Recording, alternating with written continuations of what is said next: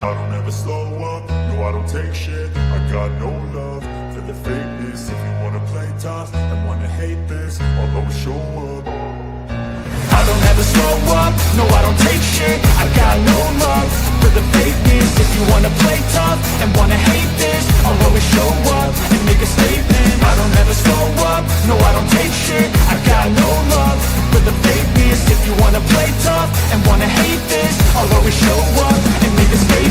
Everything I do so instinctive. Good evening, ladies and gentlemen, degenerate sleuths of the night. We gather to boldly go where others have refused. Welcome to the DT show, you salty mofos.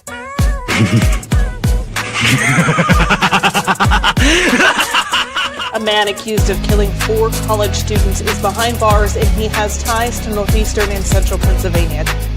State police say 28-year-old Bryan Kohberger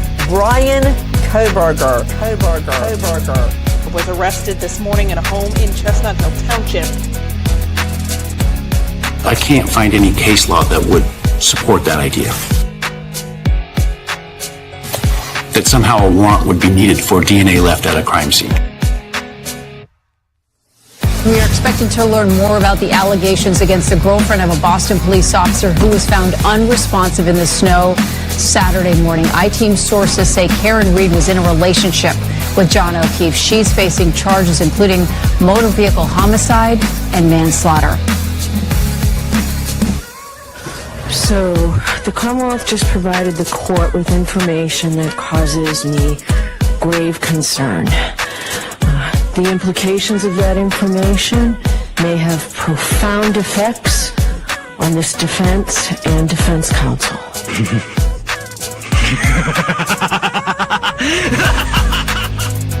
So, get your popcorn ready and your choice of drink.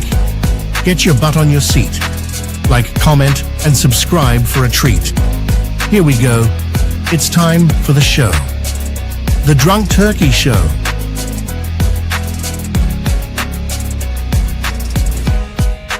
What is up, everybody? Welcome back to the show, to the Drunk Turkey Show. I'm Daniel, and today we do have a special guest. We'll be bringing her up here in a second. But before we do, I do want to remind you guys to hit the like button, subscribe, the whole 9 yards. That'll help you guys get into the, especially for those that aren't getting notified. I know I've been told a few times that some folks aren't being notified of the live. Well, if you hit the like button, that'll definitely help you out with that. But welcome everybody to the show. We have a special guest. We have Dr. Jaime Vona. Doctor, welcome to the show. How's it going? Thank you for having me. It's going well. I'm excited to talk about the case and maybe part of the psychological part of it. Yes, I'm excited. You reached out to me. You have your own channel. It's linked in the description. Can you tell everybody a little bit about yourself and your profession, so to speak? Absolutely. So I've been teaching psychology at the university and the college level for over 20 years. I teach all psychology classes, but abnormal psychology and psychopathology are 2 that I've taught the longest. So tonight, I just want to put something out there saying that I'm not diagnosing anybody when I do this stuff. So when I'm on YouTube, obviously you can't diagnose unless you meet with somebody, but we can look at behavior and cognitions and things that we know to be true to try to put forth what maybe isn't happening or what might be more likely happening. So for example, I don't think it's, the autism stuff as much as other things, but we'll get into that. But I teach at the college and university level. I have a YouTube channel, The Minds Behind True Crime with Dr. Vona, and I just recently got my doctorate degree. Wow, congratulations. I know I said this before, but for everybody that's tuning in and for your audience as well, as we are doing a dual stream here, congratulations for everything that you've accomplished. Thank you. That's truly amazing. You too. Thank you. So when did you get not involved, but when did you hear about the Idaho murders? When did it spark your interest? Right away? Literally the very first day, because I have a daughter who's in college, and as a professor, I felt like it hit very close to home. And I had students, obviously, that would bring it up in class as well, because we're a psychology class. So right away. Right away. And did you have a YouTube channel at the time? I did not. I would listen to your channel while I was doing my research, my dissertation research. And I'm done my dissertation research. And now I have so many more hours in my day that I can go live and stuff like that. So that's what I'm going to do. There you go. There you go. And so early on, there was a lot of people that were looking at a bunch of different persons who were close to the case or known persons close to the case, and people had their favorite suspects. Bryan Kohberger gets arrested. How surprised were you? Well, at first, when I heard it was Pennsylvania, I was surprised. But then the more I looked into his background and I started to look at his TAPA talks and stuff like that, the more it made sense to me. I feel like it made total sense to me, actually. I've always thought that they've gotten the right suspect. I know that some people they don't believe in the no-knock warrants and all the procedures. So I feel like when the facts aren't in your favor, you try to go after the policies and procedures. So they're trying to go after the no-knock warrant and stuff. But that's how we do it here. You know what I mean? We don't have license plate on the front of our cars. We just don't. So I think that was calculated, going afterwards and then registering his car there where he does need a front license plate. So I feel like there was a lot there that I feel like was well thought out. Right. And you're from the Pennsylvania area. How close to the Poconos? Have you ever been to the Poconos? All the time. We had a house up there growing up. I haven't been there in a few years, but it's an hour away. And never heard of the Kohbergers or anything like that prior to this incident? Never heard of them. However, since this incident, one of my closest friends, her cousin's friend, I know that's whisper down the lane, went to DeSales with him. So it does eventually get to where I do know somebody who knows him, but I don't personally know of him or anything like that. Yeah. However, I will say something. I did make a connection, and maybe this is, I don't know, me going out on, being a little bit vulnerable right now, but I will tell people, because I have told people on my channel, I am way past it, but 100 years ago, I had an eating disorder, and I found out that we went to the same eating disorder program, and we had the exact same psychiatrist who diagnosed both of us. And I was misdiagnosed by this doctor. So I'm surprised if so was he. Yeah. Yeah. And, his eating disorder, I think, has something to do with his quote unquote visual snow. Are you familiar in your studies with visual snow and how diet can affect it? Was that what he was doing correct by staying away from meat and going vegan? So I think when it comes to eating disorders, we have to remember that eating disorders are a disorder of control. I think what we learned is that he self-diagnosed himself with visual snow because it's what made sense to him. I don't know if he looked up symptoms he was having, but that wasn't diagnosed by a doctor. I did a lot of research into that, and that was self-diagnosed. I think that part of it was what we call psychosomatic. So meaning that although there was no biological cause for it, it still occurred. So I think that goes away once he starts eating well, because he starts to identify with this Huberman diet. And I think this all goes back to a lack of identity and not having control in his life and wanting to gain control. And that has everything to do with eating disorders, with him getting better, with his heroin addiction, all of it. I feel like he was trying to find an identity throughout the whole thing. And unfortunately, he winds up finding an identity in the end, because we're all here talking about him. Right. There was a picture of Bryan Kohberger that was circulating a while ago. And this was when he graduated in 2020. I want to say it was out of Northampton. And he looked very, very skinny. I'm going to see if I can find it here in a little bit. And then there's this other picture where it just got released. It's a few hours. I made the same connection. I know what you're going to say. I know what you're talking about. I see very skinny. Very, very skinny in both images.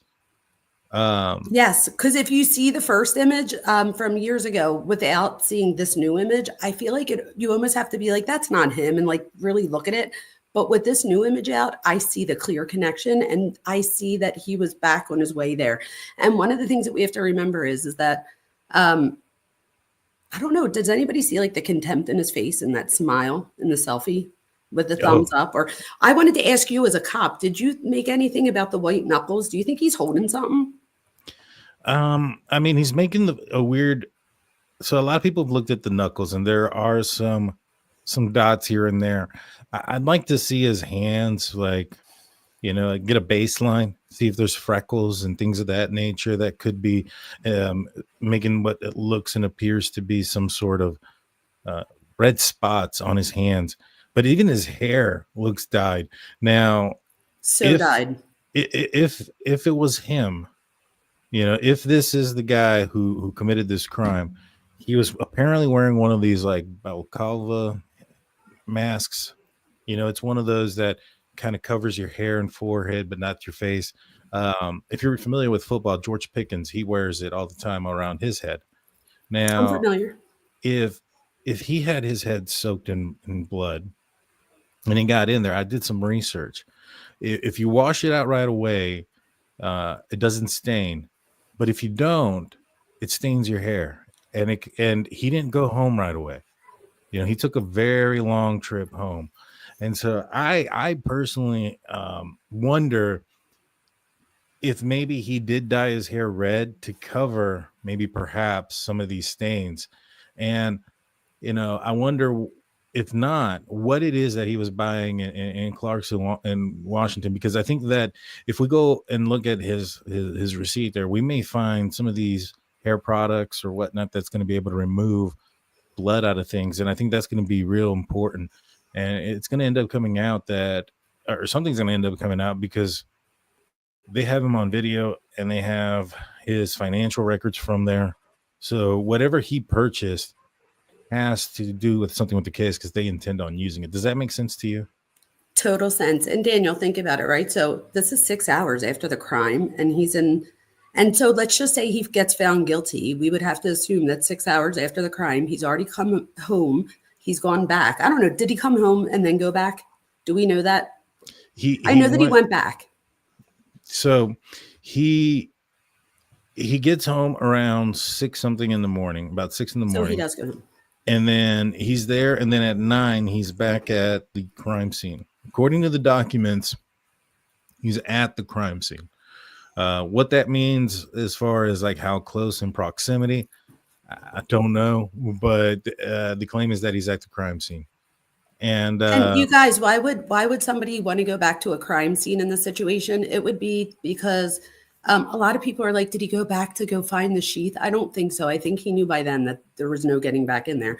I think if anything, he wanted to go to see what commotion he caused. He was probably shocked, right? By going back there and not seeing that there was that much commotion. He was probably like, what's happening? So I don't know if maybe he didn't see Dylan and maybe he just thought that nobody got to them yet. This picture is so eerie, isn't it?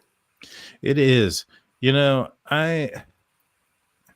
so a lot of people were looking at this picture and they were pointing out this picture and saying, hey, this looks very oddly familiar. Like have you seen the movie American Psycho?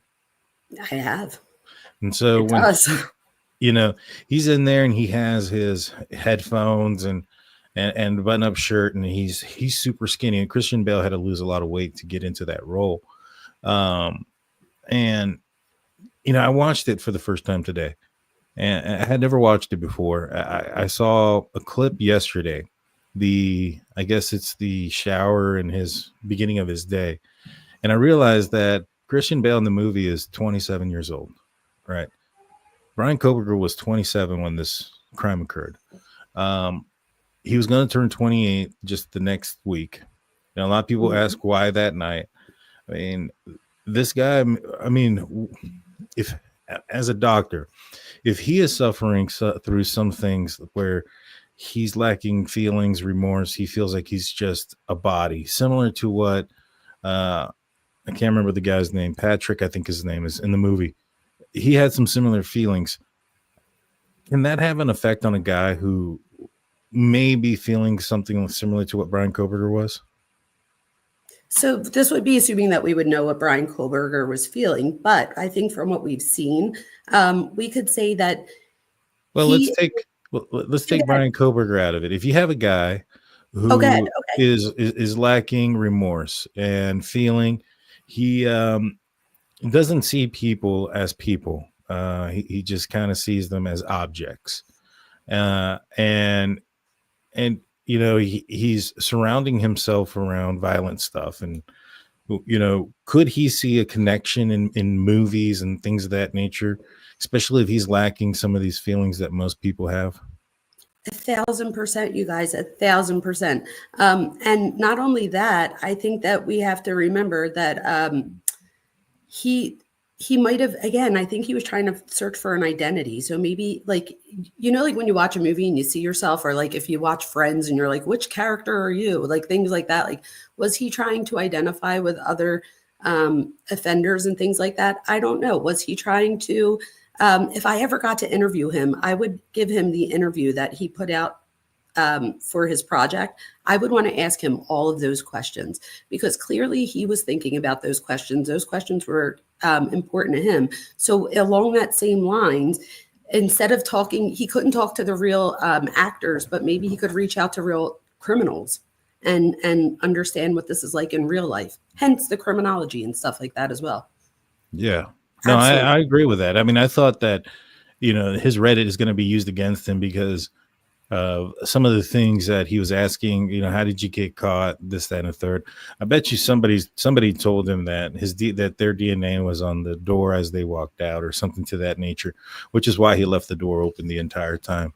But one thing I also noticed out of this picture, this image, was how clean shaved he was. I mean, this guy is like super clean, right? Now, in the beginning of that movie, and I hate to go back and forth to movies and stuff, but I just have this.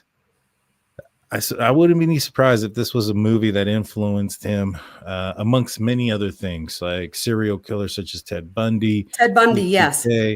And so much more. But there was a skin regimen that Patrick Bateman, there you go, that's what his name was, Patrick Bateman, did in the morning. And he did this wax on his face and all these other things. I mean, it looks like the boy did some of the similar things. I mean, he has the headphones, the wax face, button-up shirt. And a lot of people might think, why would he take a picture like this? And I think Ted Bundy, right before he was put to, they asked him a similar question about why did he take pictures of his victims. And he said, because when you do something right, you don't want to forget it. So maybe that was in his thought process. And that's why I'm thinking, like, could there possibly be something in his hand that only he would know?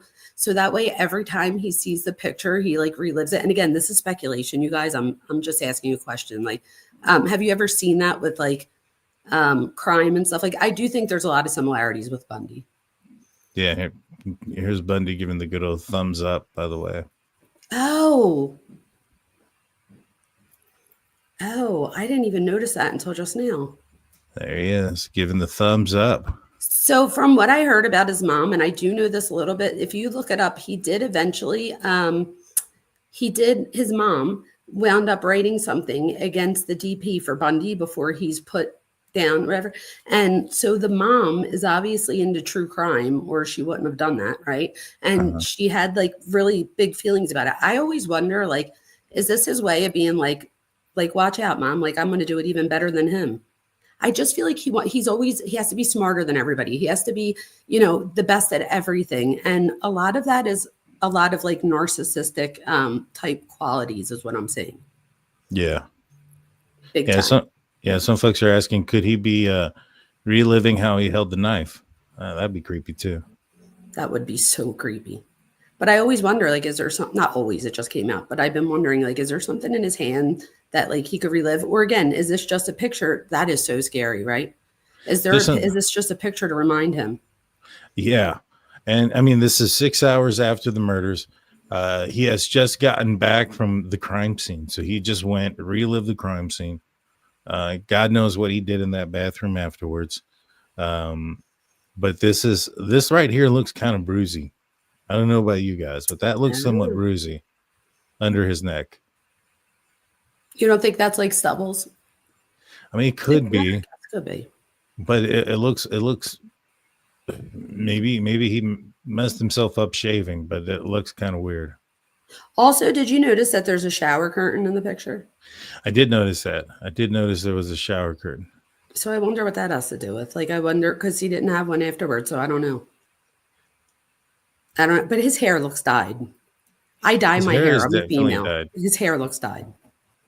For sure. And I don't know, maybe that could that have also, like, maybe like you were saying about the stain, but could it have also been so that if somebody did see him, that he would look different than the person would say, not thinking about the bushy eyebrows, but maybe the color hair, things like that nature. Scruffy, but now he's like, shaved. So maybe he was trying to look different than if somebody did see him. I don't know. He doesn't look well here. No, he doesn't.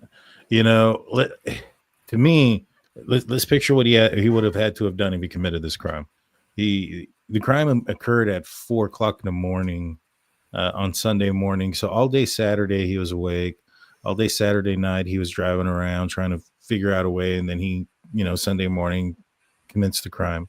Then he takes this weird long drive home, and then from there he goes back at 9:30. Then he goes back to his apartment, and then by noon he's in Clarkston, Washington. And then around, I want to say it's 2:00 or so, he ends up back in Johnson, Washington, and his phone turns back off for like 5 hours. I think it's like maybe 2 or 3 o'clock, and I think he's back home at around 8:00. I mean, to have committed quadruple homicide and to do all those things, I would have thought he was on something.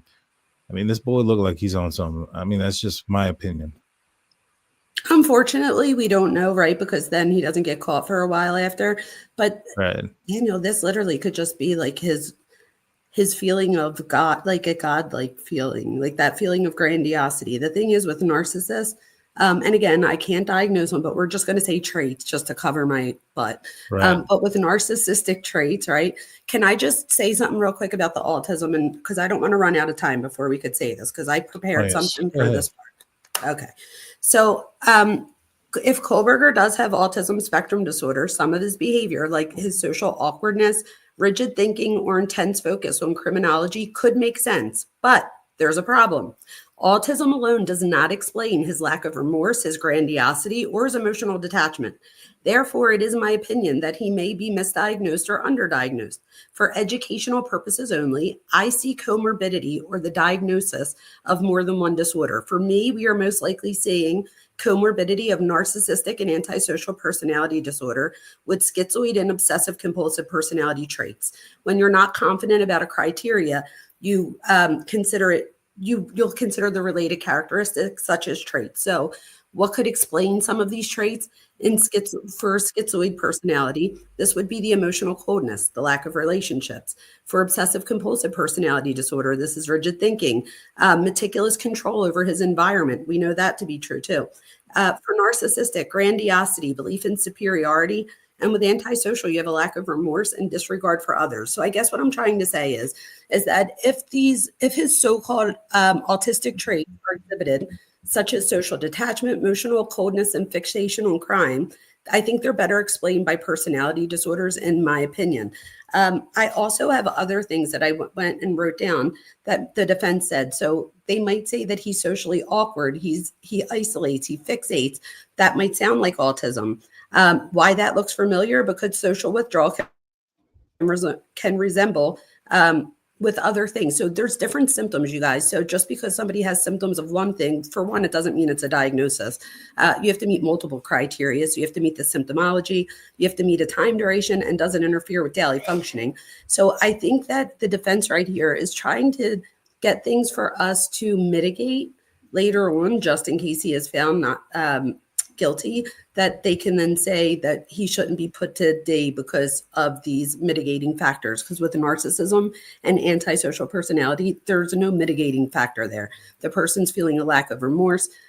Every time he feels that when a narcissist feels like their ego, this is about ego, you guys. This isn't about autism. It's about ego. So it's not about anxiety. It's about ego. So when you feel humiliated, or you feel like somebody comes at you and you're embarrassed, or you feel, any of those things. What's the opposite of that? To feel grandiose. So it's almost like I'm going to prove you wrong. So what better way to prove you wrong than to lose 130 pounds? That's the picture. Or to get clean from drugs, right? So, or to get a doctorate degree. So he goes to the extreme with a lot of his behaviors. But this is very typical throughout his development. So it's not something that we just see. Sorry, my dog. It's not something that we just see in adulthood, let's say. It's something that we even see with his Tappa Talks. Do you agree? I do. To me, it's what they're trying to keep out, right? I'm not a doctor, Yes. not trying to say anything, but the whole sociopath, psychopath thing that they're trying to keep out. I think that there's potential there for that, and I think that's why that the prosecution wants to get their experts on, their hands on Bryan Kohberger so that they can go in there and see what it is that he has. Do you think that he has the ability to mask it? I mean, I don't know how much time Absolutely. a defense expert's going to have with him to be able to determine, hey, no, this guy is actually not autistic. He's he's a sociopath or whatnot. It doesn't take that long. If you just look at, this is the thing, you guys. So the reason that everybody is always so afraid to diagnose on like TV and stuff like this without meeting is because of the Goldwater rule. Back then with Barry Goldwater, though, we didn't have all of the social media. Like we have his song, we have his Tappa Talks. Like, so we have like all these different things that occurred. We have what people say that he was, about grading, and the other people that said, how he seemed more carefree afterwards, things like that. Like we didn't have all those things back then. So nowadays, I feel like now we're all in a situation where as psychologists and psychiatrists, we can't diagnose because we didn't meet the person. But I feel like we've never had more information. Right. So I feel like if anything, like this is starting to change a little bit, which is why I'm calling it traits and not disorder here.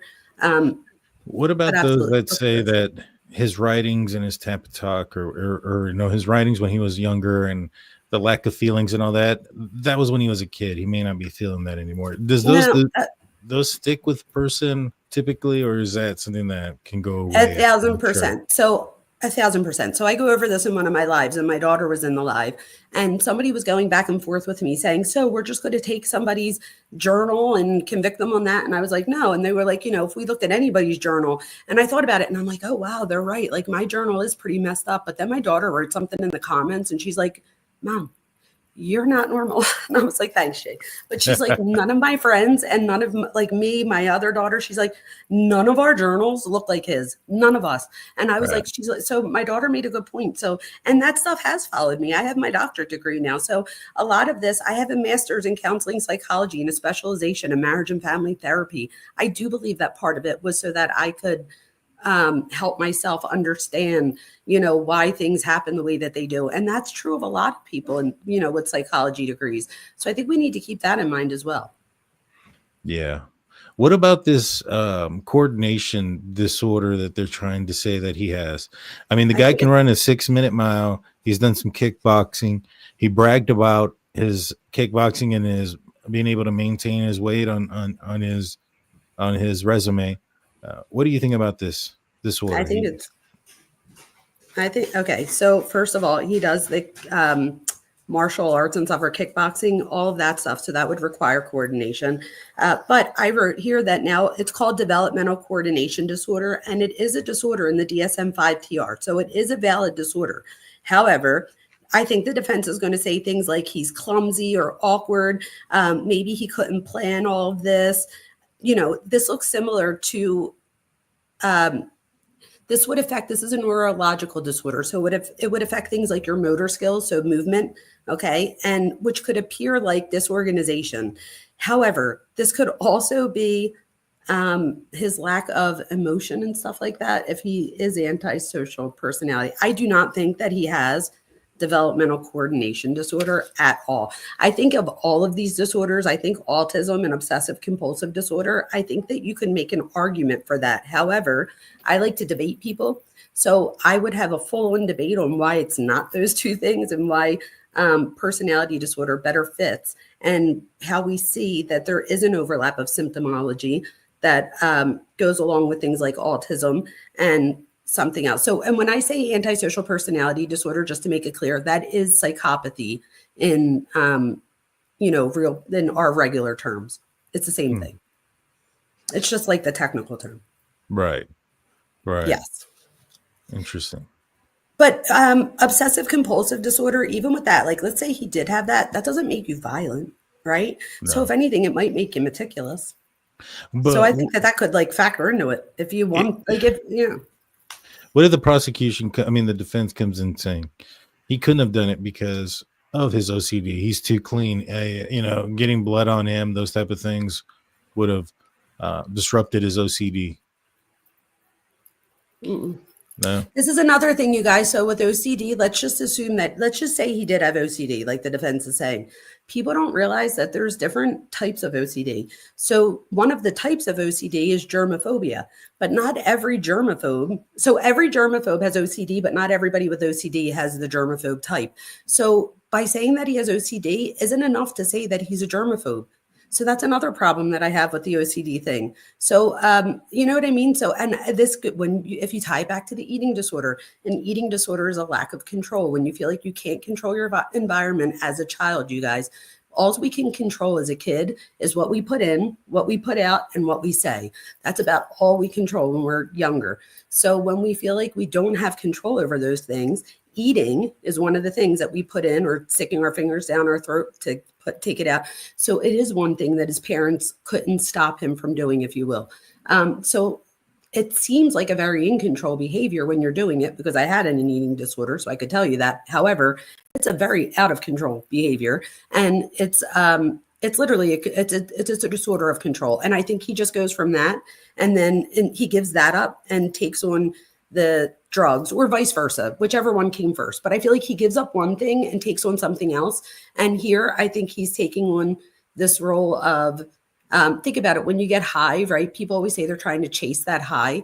So once he stops getting high, he still has a chase. So like, we try to get people to do things like play basketball, or, be a commentator, or, do something else with it. So to do pro-social things, like to have a YouTube channel, he could have chosen so many avenues, and this was one of them. And I feel like this was his choice. Right. He purchased the knife in March of 2022, before he even moved out there. To me, that kind of tells me that he had this plan for a while, or at least planning to do something of this nature for a while.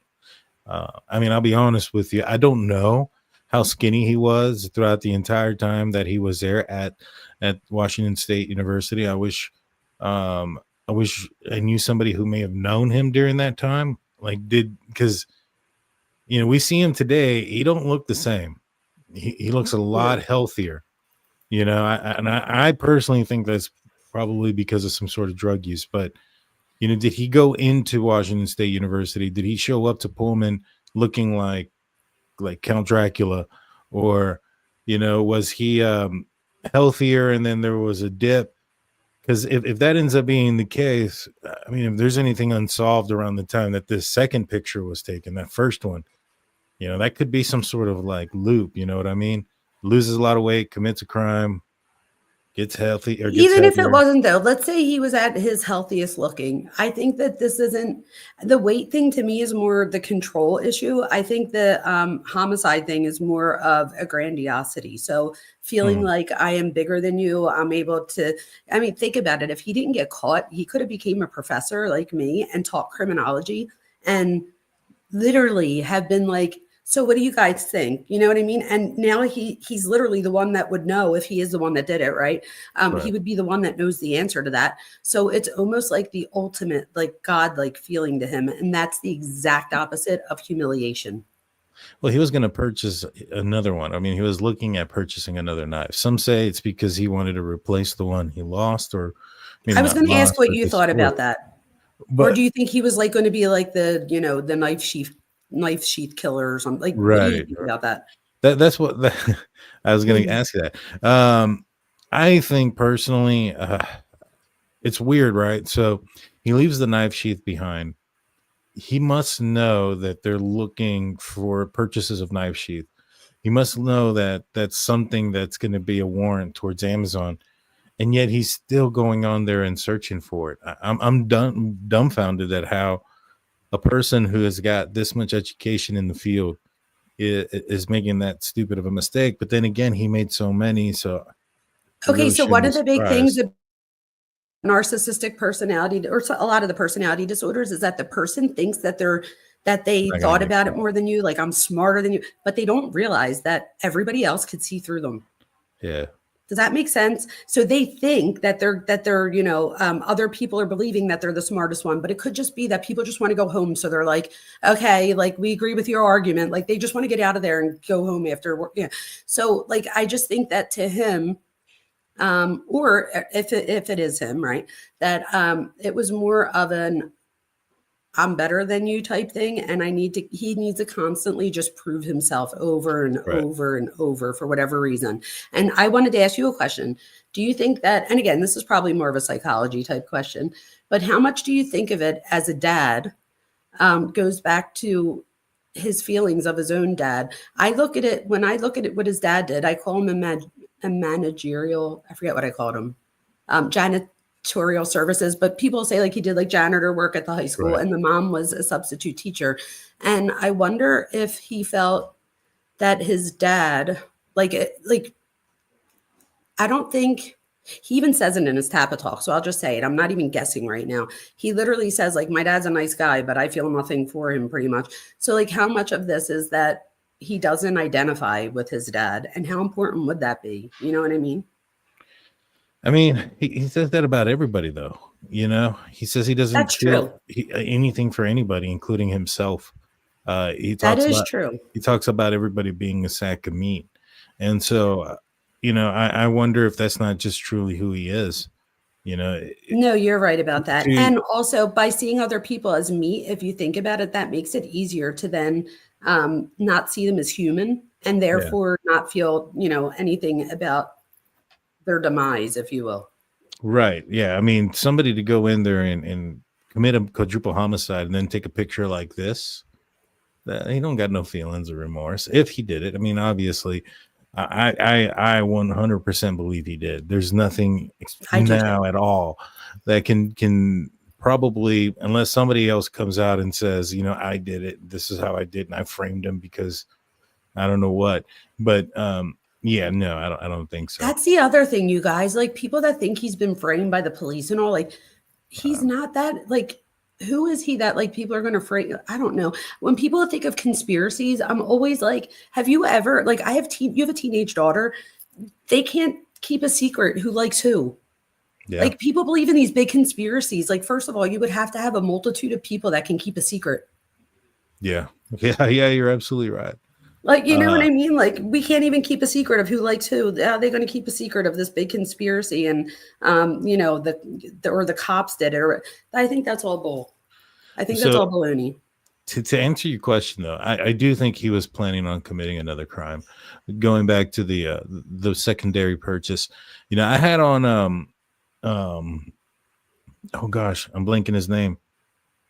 Author, writer, for When the Night Comes Falling, Idaho Murders. Oh, Bloom. Howard Bloom. Bloom. Thank you so much. Sorry, Howard, if you're watching. I had on Howard, and he had mentioned that there was some other crimes that they were looking into Bryan Kohberger. One of them potentially was a break into the cam lab. I've heard of other crimes that they were looking into him at. If you go and look at the Whitcomb 911 calls for service, like there's this whole block missing, like for I think the entire time that Bryan Kohberger was in Pullman, like that Wow. entire time is missing. You can't see any. Would that calls. have to do with cloud-based stuff? Because isn't that what his specialty No, was? it would have to do with calls of service, and I think court sealing some stuff. That's only done by a court sealing. Gotcha. So somebody sealed something about something, just so happened to be the exact same time that Bryan Kohberger was in the area. But go check it out. You can I'm gonna have to look that search up. for Yeah. it. Yeah, search I for will. calls of service. You won't find any during that time. It's insane. But That's crazy, right?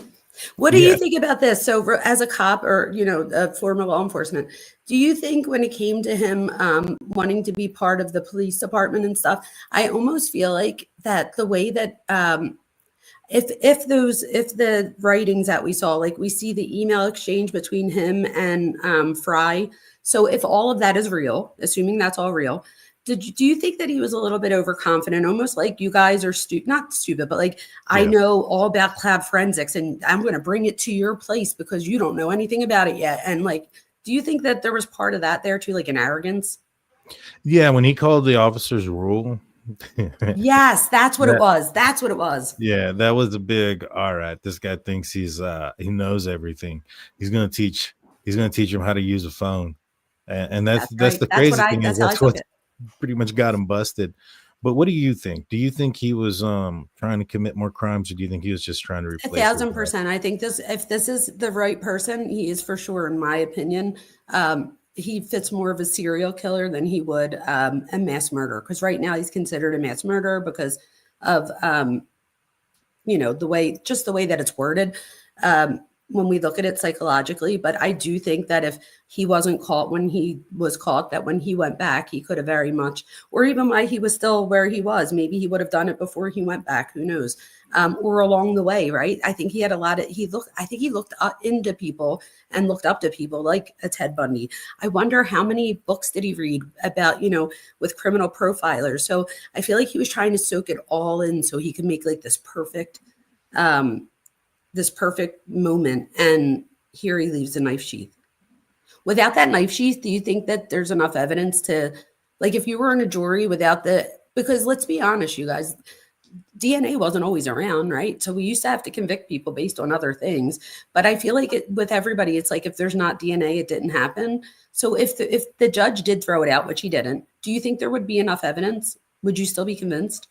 Oh yeah, 100%. I think so too. The reason, well, I mean, now we know about the knife, purchase of the knife sheath and the knife and all those other things. So I think at that point, I think the hardest part would have been narrowing him down. Would this have turned into a cold case?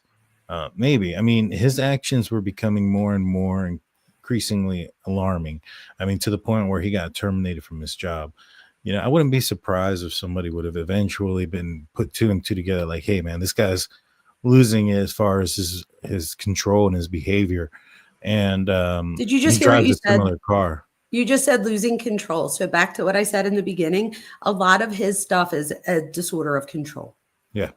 Oh yeah. And I mean, he lost everything. I mean, his whole world was going around him. I mean, his whole thing not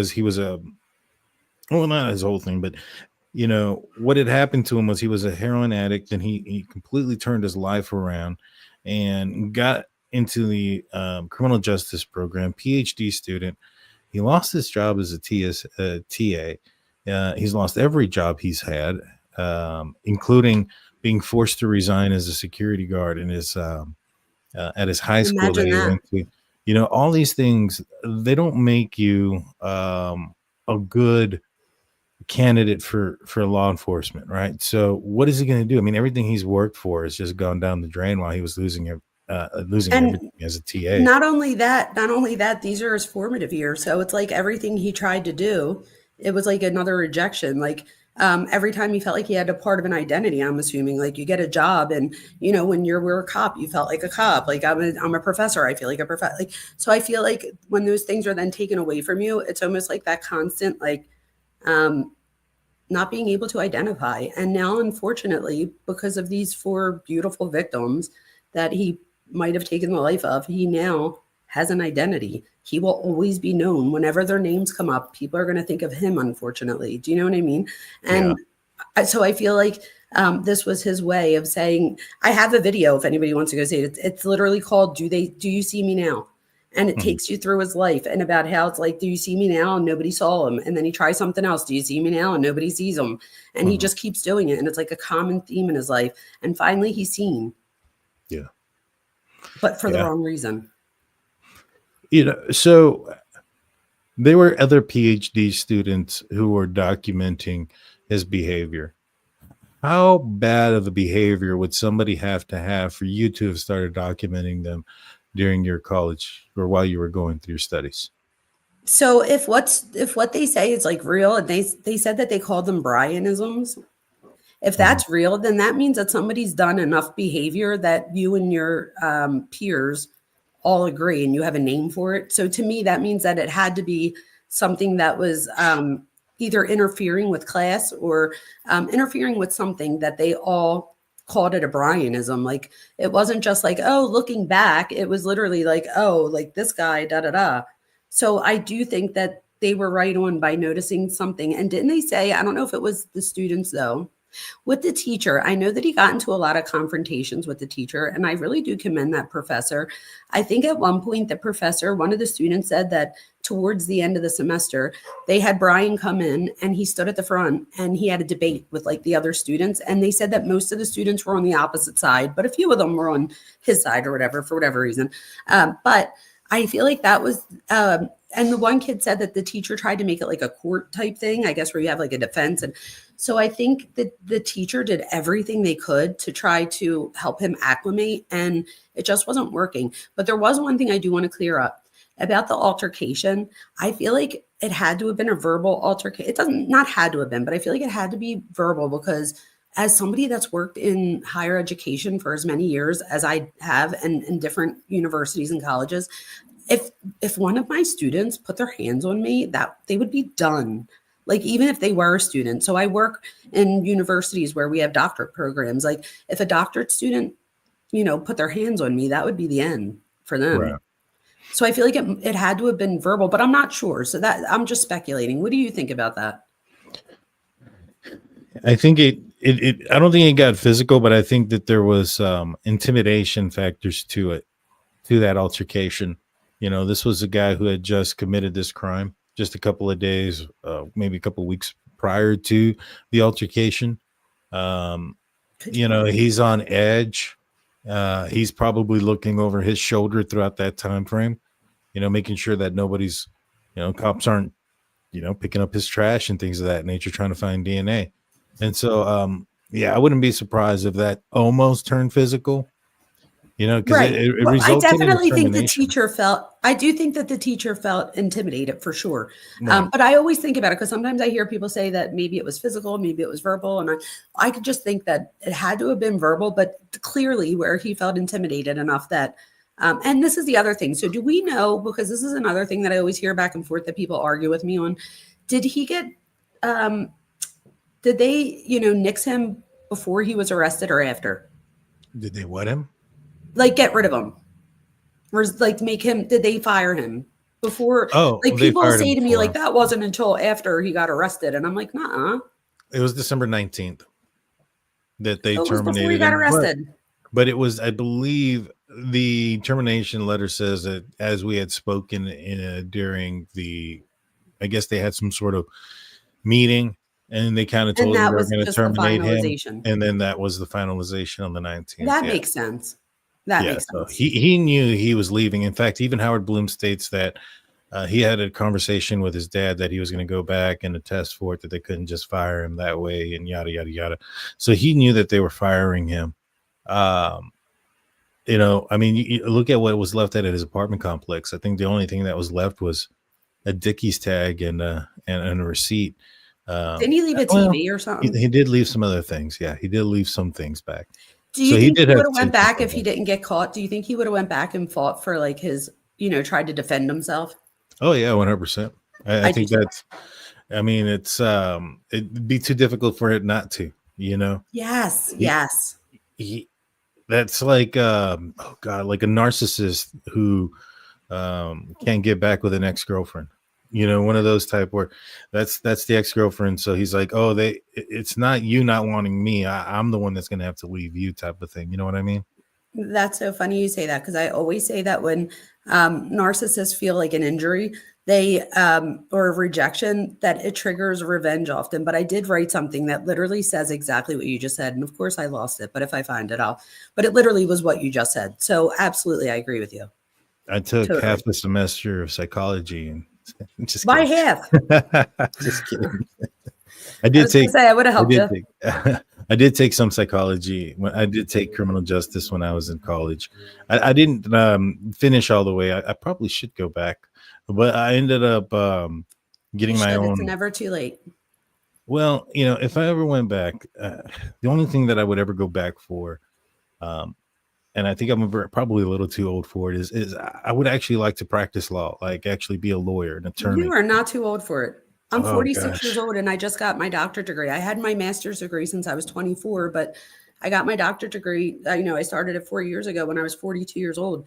My Mhm. sister Gina just got her doctorate a year or two ago. She's 55. It's never too late. Well, maybe. I mean, I don't know. Never I too heard the late. bar exam's pretty tough. We'll see. But Well, that's I guess it the also depends on how much you wanted to. And don't you have like a 2 year yeah. old? I do. She's about to be 2. She runs everywhere. Oh, yeah. She's She would awesome. have She's those law amazing. books. She would be coloring on them. She's my little basketball player. She'll be 2 in a couple of months, I but love that. I don't know about today. We went to the aquarium, and I mean, I swear she's mixing in with the 5-year-olds. You couldn't tell the difference. She's about 3'1", somewhere around there, Wow. and she's not even 2 years old yet. Yeah, she's in the 99th percentile. Wow. Um, I'm and 4'11 and a half. oh, gotcha. She'll be taller than me by the time she's 3. Yeah, she's getting up there. She's super tall. Wow. Are you and your wife tall? I'm just shy of 6 foot. That's tall to me. Probably before my back injury, I was hitting the 6 foot area, but I had a back injury, and so since then I'm probably closer to 5'11". My wife, she's probably about 5'5", 5'6", but we have tall folks in our family. Like I'm the shortest of my siblings. Wow. Wasn't Yeah, Kohberger tall? about 6 foot. He's about my height. Yeah. Okay. And so a lot of I'm surprisingly tall. When people see me in person, they're like, "Oh yeah, the guy's short," and then I stand right next to him. And they're like, "Wait, when did you get that tall?" And I was like, "I just And I look feel like I'm shorter than I shorter am." than people think too. So that's funny. Yeah, But yeah, so I'm so happy that you had me, or allowed me to come on here and explain some of this. Because when I saw the developmental coordination disorder, I'm like, now I feel like they're just they're not going to, the defense. This is another thing that people have to keep in mind. The defense is going to hire people that are only going to say what they want them to say. So they're not going to hire yeah, the person that says, yeah, no, I think he's got antisocial. Like they're not hiring that person. So they're hiring the person that's going to say that he has a neurocognitive or that he's like neurodivergent, and therefore he couldn't, if he's sitting in the courtroom and he doesn't have any emotion, that's why, and blah, blah, blah. And I'm like, yeah, but that also fits under personality disorder. So I think that we have to be really careful about that, and just right, remember that there's always, I usually say there's like good news and bad news. The good news is it's not about you. The bad news is it's not about you. So sometimes people have to keep that in mind too when they think about different things, and it's okay to change your mind. If they come out tomorrow and they find some huge evidence where, I don't know, I'm making this up, but that, he wasn't there at all, and it was if you give me the evidence, I could change my mind, and there's nothing wrong with that. If anything, that's learning, right? So when you're able to take in new information, and your ego isn't so damaged that you could be like, oh yeah, that makes sense. That's a good thing. So I feel like like the Kohbergers some of them need to not be ashamed or whatever. Just be like, oh wow, with this new information, like maybe maybe he could have done it. So just like yeah. I would do it the opposite way. So that's all I would say to people that are Kohbergers out there if they're listening. I It's just have okay a to few more change your things. mind. I have a few more things I want to ask if you still have time, and then Sure. a few people have some questions for you. First, still on Bryan Kohberger, do you think he's done it before? Do you think this was his first time? I think this was his first time, and I think that he did it alone. So I don't know if that's going to be one of the questions. It's one I always get. He doesn't have interpersonal skills. So if he was able to have a friend in crime, he would have never had to do this to begin with. So I definitely think he did this alone. And I don't know that he did this before. I do think that we might find something like cruelty to animals in his past, but I'm not sure of that. That's just something that we see often when we see, people in this situation. So I would look out for that. But I do think that if he got away with this, that he would have done it again. Yeah, I do too. I do think he would have. I wouldn't be surprised if they're able to tie him to something. Like, I wouldn't be like, oh, I'm so shocked. Like, it would make sense. But I think this might have been his first time. What about inserting himself into the crime? I've often said that I don't, he seemed very disciplined. He didn't go back to the victim's house after that morning at 9:30. He stayed away. But a lot of people look at maybe perhaps a modern day version of inserting yourself into the crime could be joining the online community Papa Rogers is a guy who, and inside looking are guys that a lot of folks that I don't even know if they're guys, to be honest with you, but are profiles that a lot of people look at that think maybe they potentially were Bryan Kohberger. Do you think he would have mingled within the social media communities about this case? And 1,000%. And this is why, because if you're a narcissist, you don't want somebody else telling your story, even if it was one little thing wrong, like maybe you said Kaylee before Maddie and it was Maddie before Kaylee, like that would drive them nuts. And they would have to go in there and be like, nah, it was even with the knife sheath. It wasn't inside looking or whatever, the first to say that the police Papa must have found the Roger. knife sheath. Or Papa Roger. There you go. Yeah. So absolutely he would insert himself. And again, it would be because he would want the right story to be out there. His story, like, and almost like, duh, Daniel, you didn't get it because you're not smart enough. Or Jamie, you didn't get it because, you just don't get it. So to him, where he doesn't realize that we all see right, like not all of us, but that a lot of us see right through that. Interesting. Yeah, no, that was one of the things that, I thought initially I said no, I don't think so. And then as time went on, I was like, man, this guy had to be lurking at the very least. But communicating, I think he may have been also doing those type of things. I know And that I do think he was stalking. I just don't think that it was in the legal sense. So like, I don't think that it, like, as far as if we read the statute, maybe he wasn't stalking, but I think people out there, and especially even you, Daniel, and your wife and stuff, like we put ourselves out there now. So there could be somebody out there right now that thinks that they have a relationship with you and you've never met this person. But they could think that like when you put on a certain song in the beginning, that means like, that you're speaking to them and that like, so somebody right now, for everybody out there, you could have somebody out there that thinks they know you, but you might not know them. right. And that could be stalking. I think it was so I had a former FBI agent, Jennifer Coffindaffer I saw it. and she had brought up the fact that the Dateline folks who initially reported about the K-bar knife being purchased by Bryan Kohberger on Amazon a long time ago, they believe that he was Papa Rogers, that they had some sort of insight to that he was in fact Papa Rogers. So I mean, they got the purchase of the knife and knife sheath off of Amazon correct. Maybe they got the Papa Rogers stuff correct too. And So I personally think it was Papa. I think he was Papa Rogers. I do. What about Kohberger testifying? Do you think he'll do that? Do you think he has the narcissism in him to go up there and try to fight it himself? So this is the thing. Like with Ted Bundy, right? Ted Bundy was narcissistic enough to be like, I want to be my own lawyer type thing.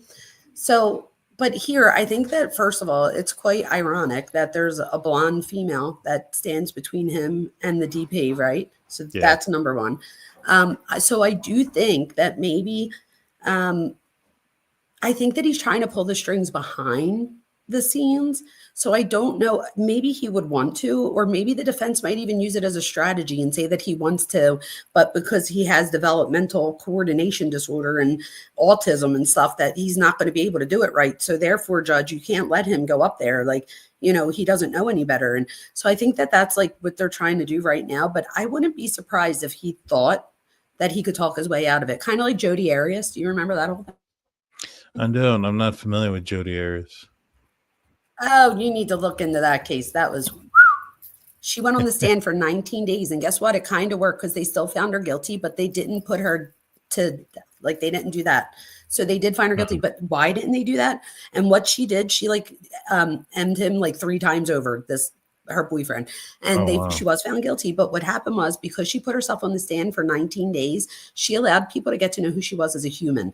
So I think if anything, if he did it for strategy, it would be more to let people know who he is as a human. Or no, I think at first he would try to defend himself, like, you guys are stupid, But I think, I don't think that they're going to let him. I don't think it's going to happen, but I wouldn't be surprised if he brings it up and says, like, just let me get up there. Like, I could explain myself. And then being like, but look at all this evidence. Like, if you open up this door, then the prosecution is going to bring in this, and this. So again, I think if he doesn't do it, it's more of a strategy. And to him, that he's the one that's making that decision.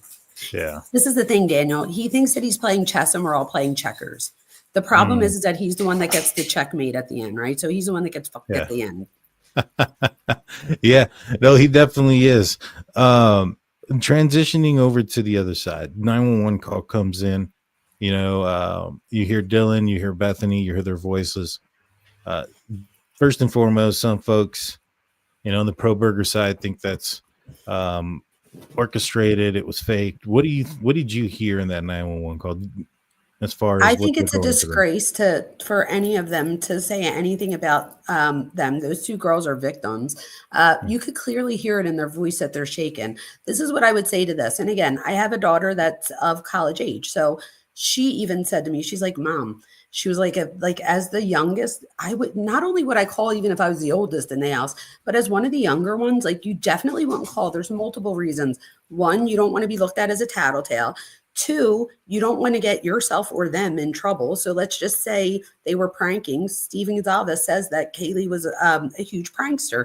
So what if she was just pranking and then they called the police and got the cops involved and now they all have a $300 fine because the cop said if we come back for like who knows what they were thinking.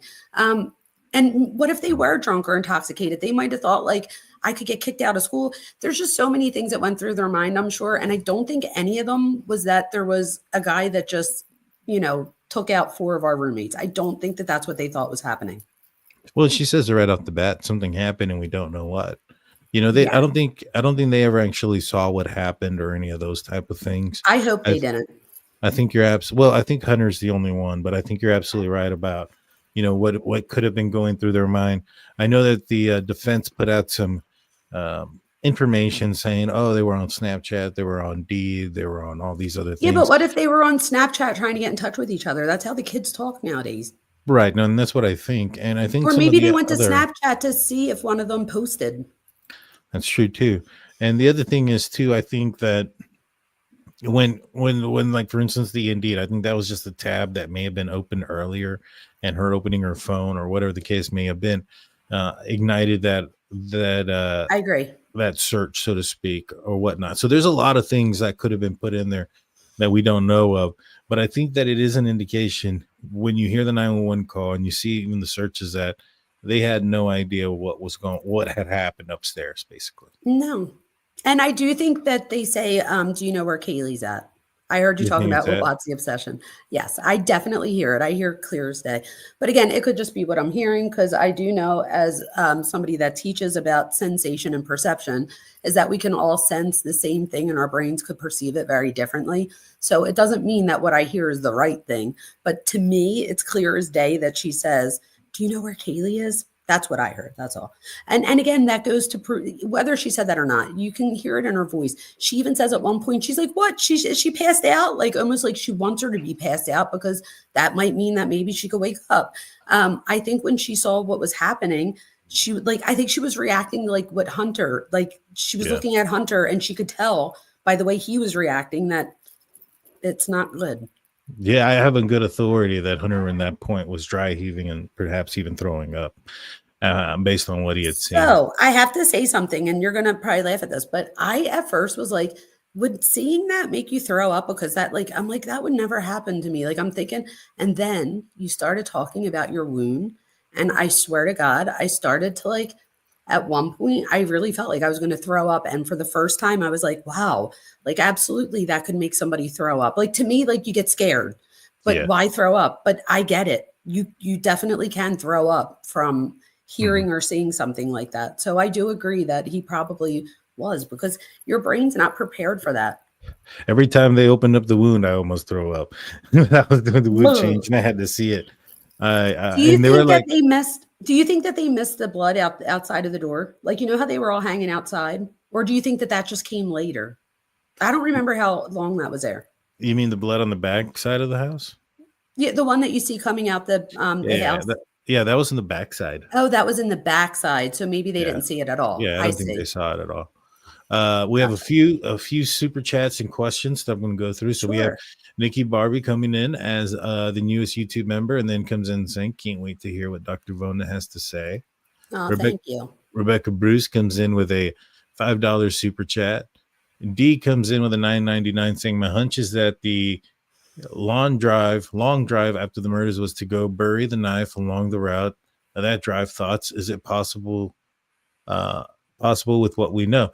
I truly believe that he went out there and he hid 2 two things happen with the long drive. One, from the time that he is seen leaving the King Queen Road residence at 4:20 to the time where his phone comes back on at 4:48, that's 28 minutes. And where his phone comes back on near Blaine, Idaho, does not take 28 minutes to get to. It's probably a 10 to 12-minute drive. And so even with the route that I suspect that he went, it's probably a 15-minute drive. So we're still about 12 minutes there. I strongly suspect that he pulled over somewhere, hid what he could, just in case he got pulled over. Think about it, Daniel. If he hid it, then that's one more thing that he knows that you don't know, or that I don't know. Exactly. It's like, I know where it's at. You'll never know. You'll never find it. Good luck. Yeah, exactly. So again, it's just something else. What did you think about, and again, I don't know that we were ever able to verify it, but there's a picture going around that is supposed to be his basement. And it's a picture of Mount Rainier. I might say that wrong, but that's where one of Ted Bundy's victims was found. And at the bottom, the mom has like a bunch of gnomes. And in the inside looking, or Papa Roger, I can't figure out which one it was. So if somebody in chat knows, please let us know. But they put coordinates somewhere and they say it's like a rhyme. And part of the rhyme is you might even see a gnome. I wonder where those coordinates goes to and how we do that. I guess on Google Earth we could do that. Like, I'm going to have to look that up and see if that was anywhere close. There was a psychic lady. Reverend Donna Serafina. I'm not big on psychics. Me either, but she's spot on. She mentioned something about a gnome as well. I wouldn't be surprised if one got one from the other. Somebody wrote it down. I got a premonition, or she's got a premonition, then somebody wrote it down. You know what I mean? I don't think it's real. That part. That part. Yeah, you have to. Yeah.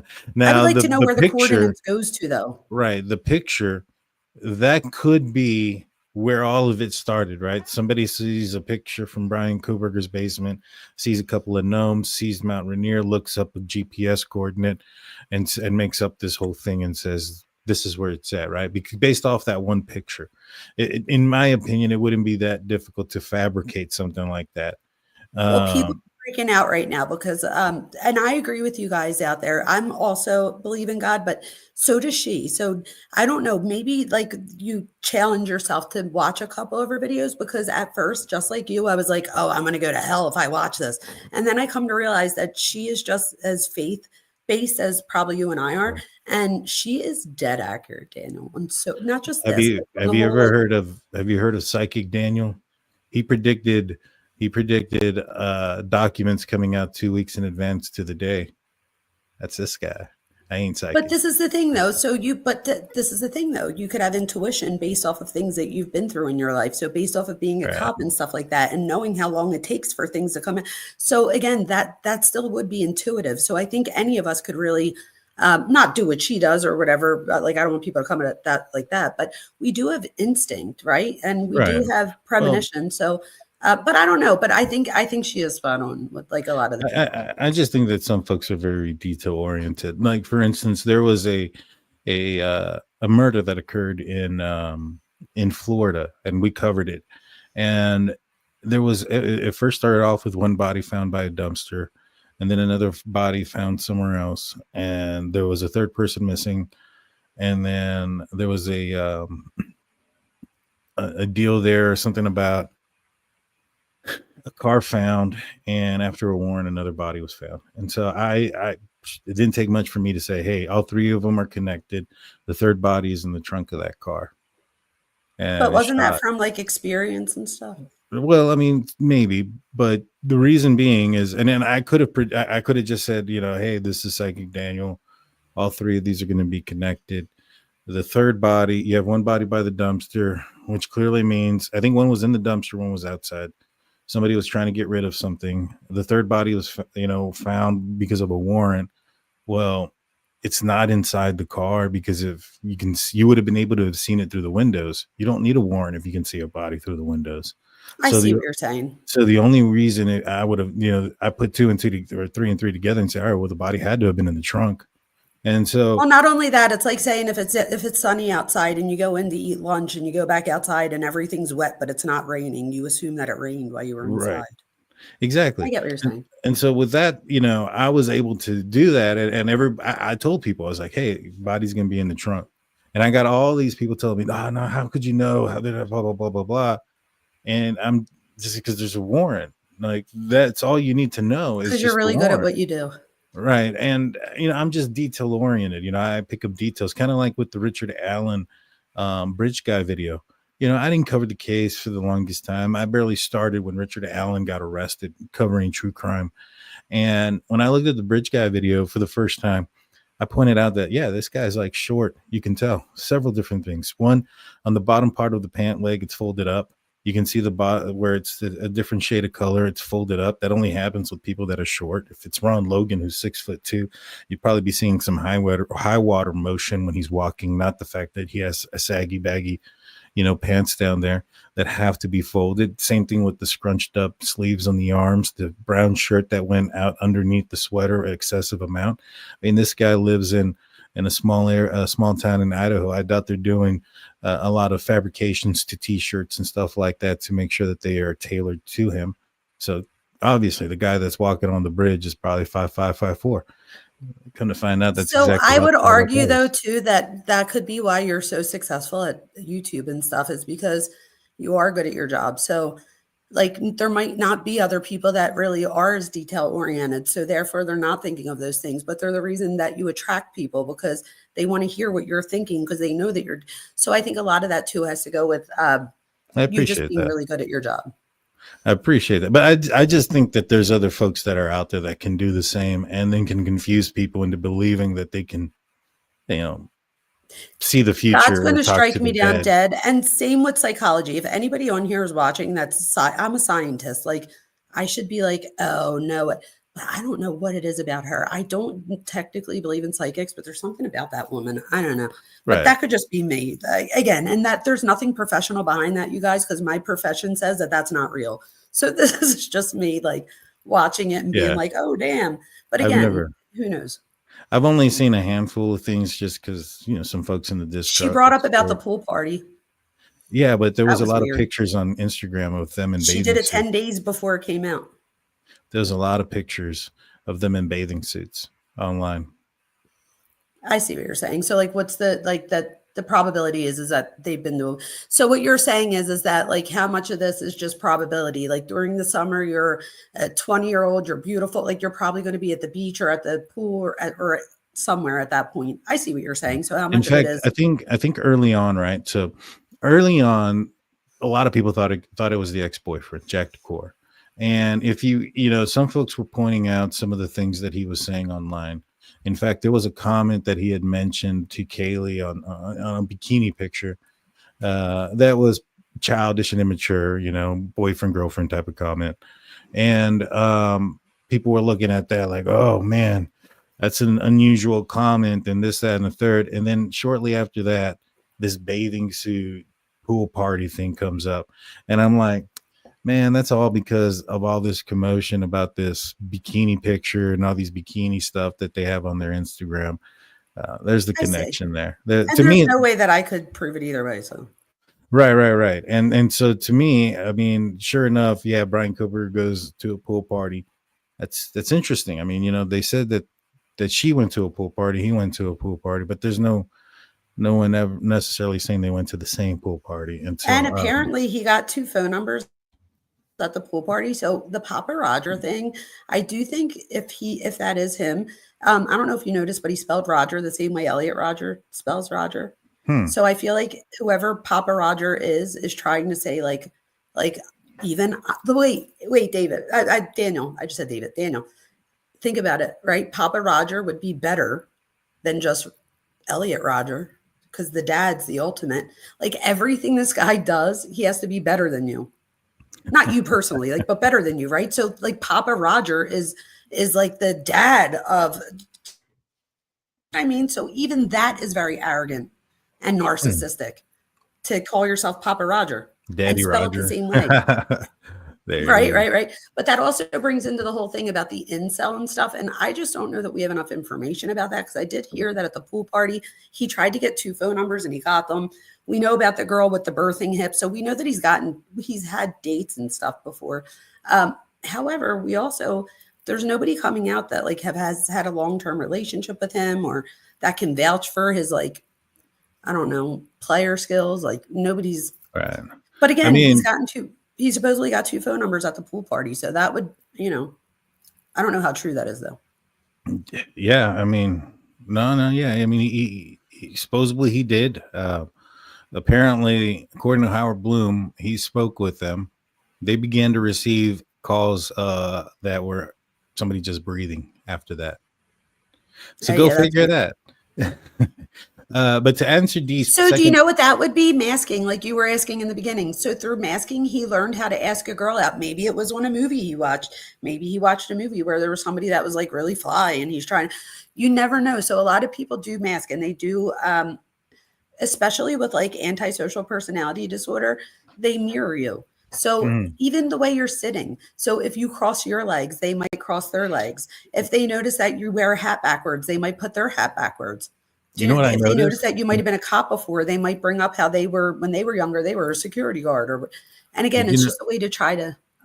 If you watch American Psycho, the way the guy holds his hands is the same way Bryan Kohberger does at court.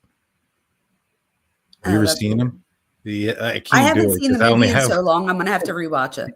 He holds his. I can't do it because I have my hands like all this. Yeah, and we call that the steeple. And he was doing that, showing power. Yeah, he was doing that during court. There's a picture of Bryan Kohberger doing that specifically. And in the movie, Patrick Bateman does that exact same hand gesture. And it's on purpose, like that I was just going to say, it wouldn't surprise me if he didn't do that on purpose. And again, because he knows that people that read body language, when they see this, they see somebody that's confident. So maybe he wants to make us look like, he's confident, like he didn't do this. Again, I think he thinks that nobody could see through him, but we do. I agree. And the second part about the reason for the long drive, I actually think it was to elude the investigation. Law enforcement was going to say, they were going to find vehicle images of his vehicle, and they were going to look for that vehicle on camera. And if he would have driven just straight home, law enforcement were going to get pictures of cameras in Pullman and all of the surrounding cities and be like, all right, how long would it take to get to Pullman from Moscow? It'd take about 10, 15 minutes. All right, give me the first 40 minutes. From 4:20 to 4:50, or put it from 4:20 to 5 o'clock. And I want to see all the cars pulling in. Do I see a white Elantra without a front license plate? Boom, boom, boom. Nothing there. Close it out. He drove so that it took over about an hour, a little bit more than an hour for him to get back home. I feel that was so that he would elude that investigation. He felt 1,000%. Fairly confident to go straight to his house. I mean, he didn't, go through some random neighborhood or anything else like that. He went straight into Pullman to his home. So I think I really think that he thought he was going to get away with it. Again, I think he thought that the police officers were rural or not smart enough. And I really thought that he thinks that he was going to get away with it, that he was going to be a better, because people say nowadays with all the technology that it's so hard that we're going to see less and less serial killers because of that, because we have the technology to, catch people sooner. So I think for him, it was like, let me show you guys how you don't get caught. Well, yes and no. I think that you have to kind of know that you're dealing. I don't know. Because think about it. I never thought about that. But if he did want to and again, this is all speculation, you guys. So he either wanted to get caught or he didn't. If he didn't want to get caught, it's because he wanted to do it again. And he wanted to be like the one, like the godlike figure that could tell you that you're wrong because he knows. Or on the other hand, if he did want to get caught, it would be more so that he would have people like me reaching out to him that want to write books on him and want to interview him. And now he's finally somebody. He finally has an identity. Yeah. He's the BCK killer. Yeah. Yeah, no, you're absolutely right. I think that so that's the thing, right? If he wanted I can't say the dang word. If he wanted the popularity of the being famous out of this, he would have had to have gotten caught. I mean, if you look at a bunch of other, the other serial killers that are out there, the only ones that are famous are the ones that got caught as far as who they personally are. Everybody else is just You're known right. for their nickname. And so if, this could have just been the Idaho slasher, the Idaho 4, whatever the case would have been, had he not gotten caught, his name would have never been attached to it.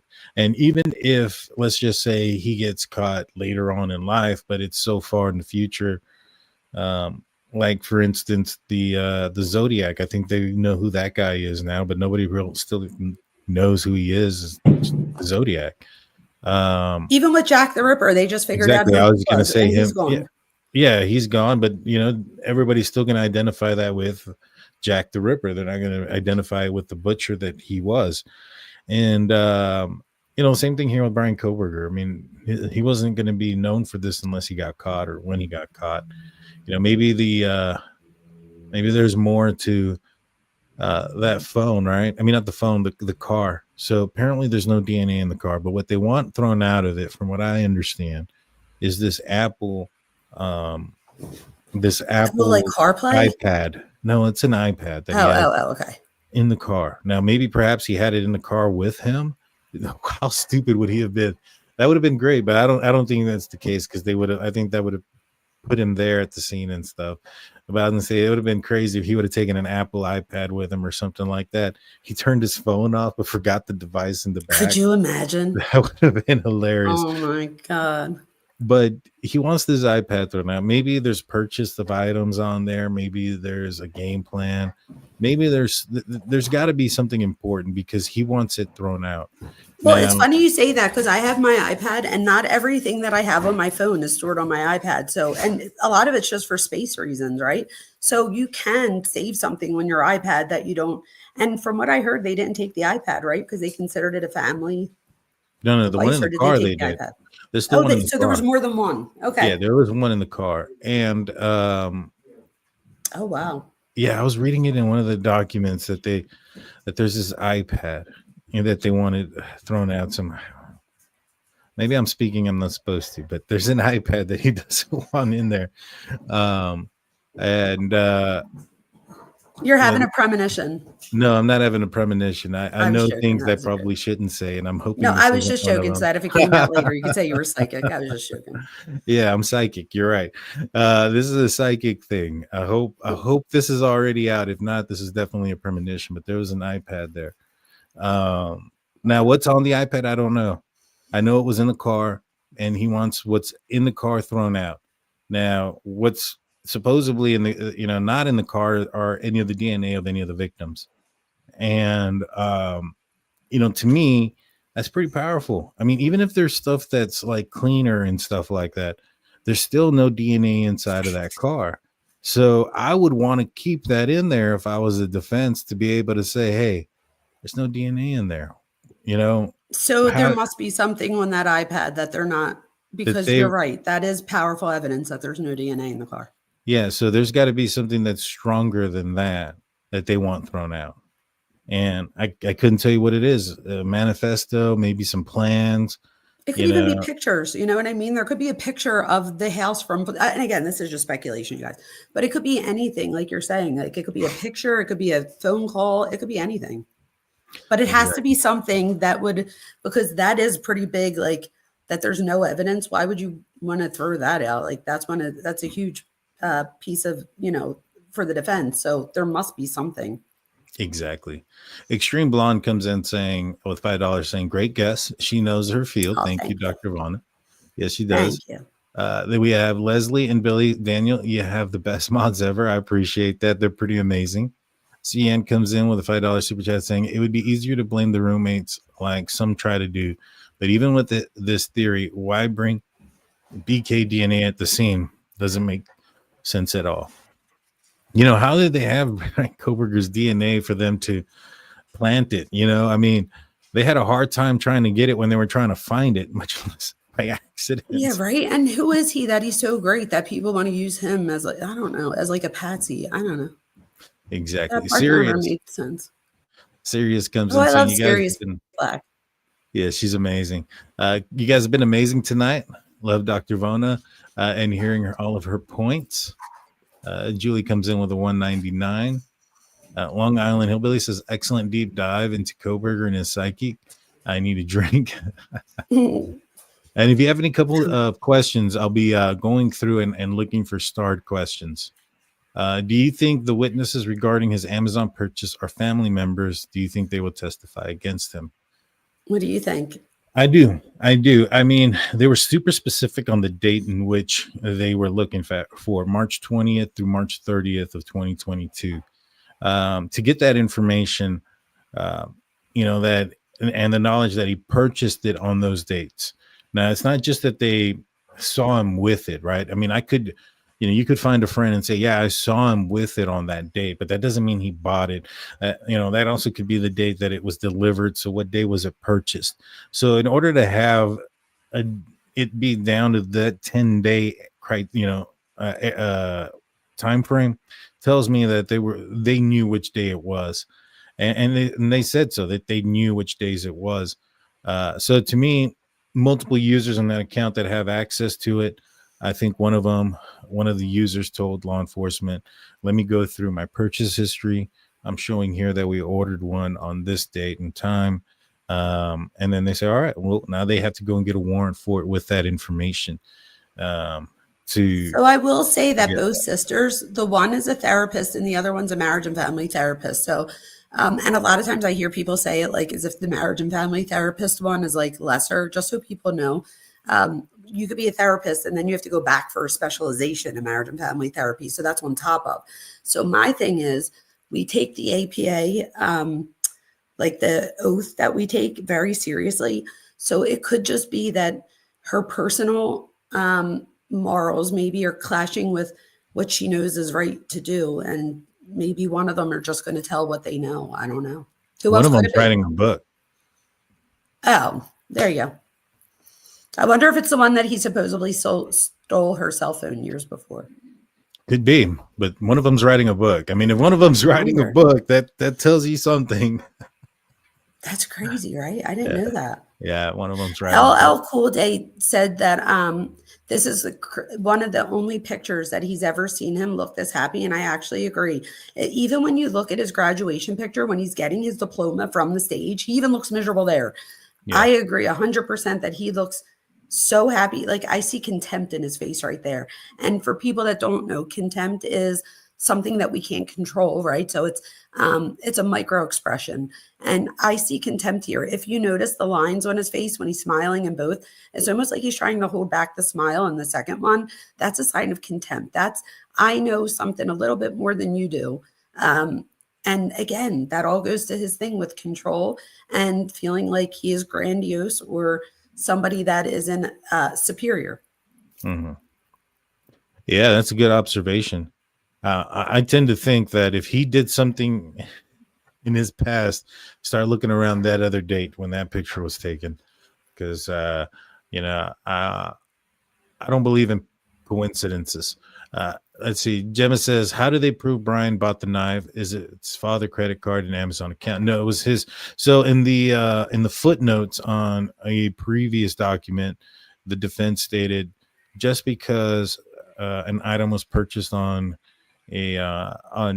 one person's account using his credit card delivered to his address doesn't mean that they had possession of it or something to that nature.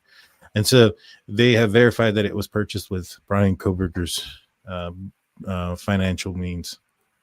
So let's see. I wish DT would ask. We already went through Papa Rogers. The question comes in: do you think BK saw Dylan? Question.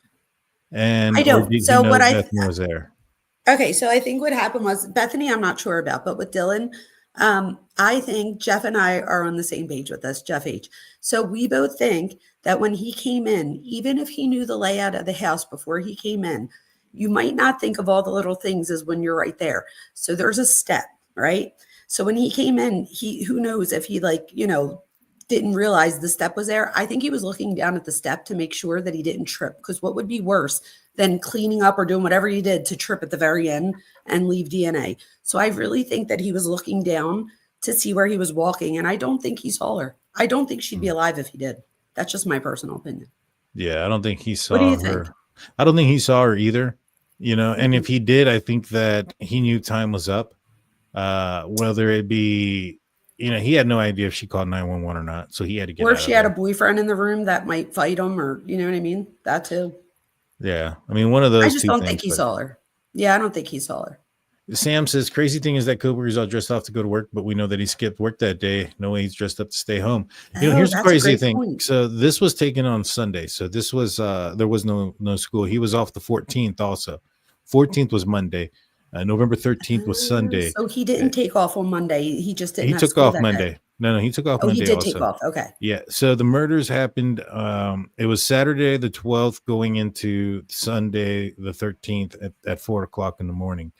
And so this was on Sunday the 13th at 4 a.m. is when the murders took place. The picture is at 10:30 on Sunday.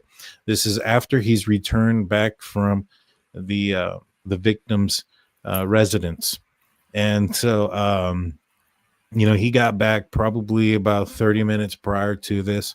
I think he was there till about 9:30 or so. So this was about 10:30, about an hour after he's gotten back. He's wearing a button-up shirt. However, I also am curious about this because, what do we know he did right after this was he went down to Clarkston, Washington. And then he went to some coffee place, Kate's Coffee. And then he went to the Albertsons that was down there, purchased a few items. And then he went back up to Johnson, Idaho, or Washington, I apologize, where he turned his phone off, heading towards the area where they believe him to have been during the time that his phone was off just south of Moscow for about 5 hours. And so that's not really a shirt that you'll be utilizing out in the woods for 5 hours, in my opinion, or out in the, fields, boonies. I don't know what they are out there. I don't think it's forest. It looks like a bunch of like fields of Like desolate area. Yeah. Just middle of nowhere. That's typically, that's a shiny shirt. That's a going out shirt. You know what I mean? I wonder where he's going. I would, like you just said, where he was going, but I mean, I wonder, did he just get dressed up for that occasion? Does he always get dressed up when he goes out? You know what I mean? Like, could this have been like a celebration type thing where you get dressed up a little bit nicer because you're going on the Drunk Turkey Show or something, as opposed to if you're just sitting down? Do you know what I mean? Like, so I wonder, like, in his head, like, was this his way of, like, and I think somebody said in the comments that Steve Gonsalves said that like the thumbs up was his way, like saying F you to Moscow. I didn't hear that, but I saw it in the comments, so I figured I'd put it out there. I still think he has something in his hand, you guys. And just so that people are clear, because I don't want people, I think there were so many good things said in tonight's live that I don't want people to take one thing and go with it and be like, oh, they said his hair was dyed. It could be gel. We're just saying that it looks a little bit dyed here. That's all we're saying. We're not saying we know for sure. The other thing I thought is maybe he put something in his hair so that it wouldn't fall out, or like some sort of gel or chemical. Well, I was going to say, it looks matted to me here. Yes.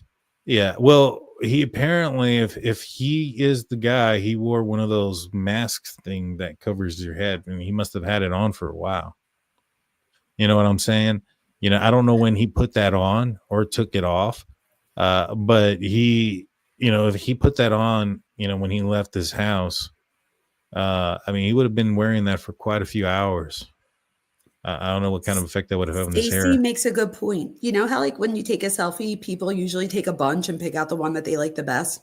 I wonder if there's other ones that, like, he tried to take that, like, but this was his favorite. That would be very interesting to see if there was more than just this one, because if he deleted them, they would still be able to get them. True. That would be interesting. Do you see makeup? And maybe perhaps he's wearing makeup. Let me put it on the original. It could be the filter, maybe, or the background. He does look washed out. Like, he looks like he matches the background, his face. Yeah, he does. So it might just be like the filter on the phone. But he looks very pale and like gaunt to me. He doesn't look healthy. No, he doesn't.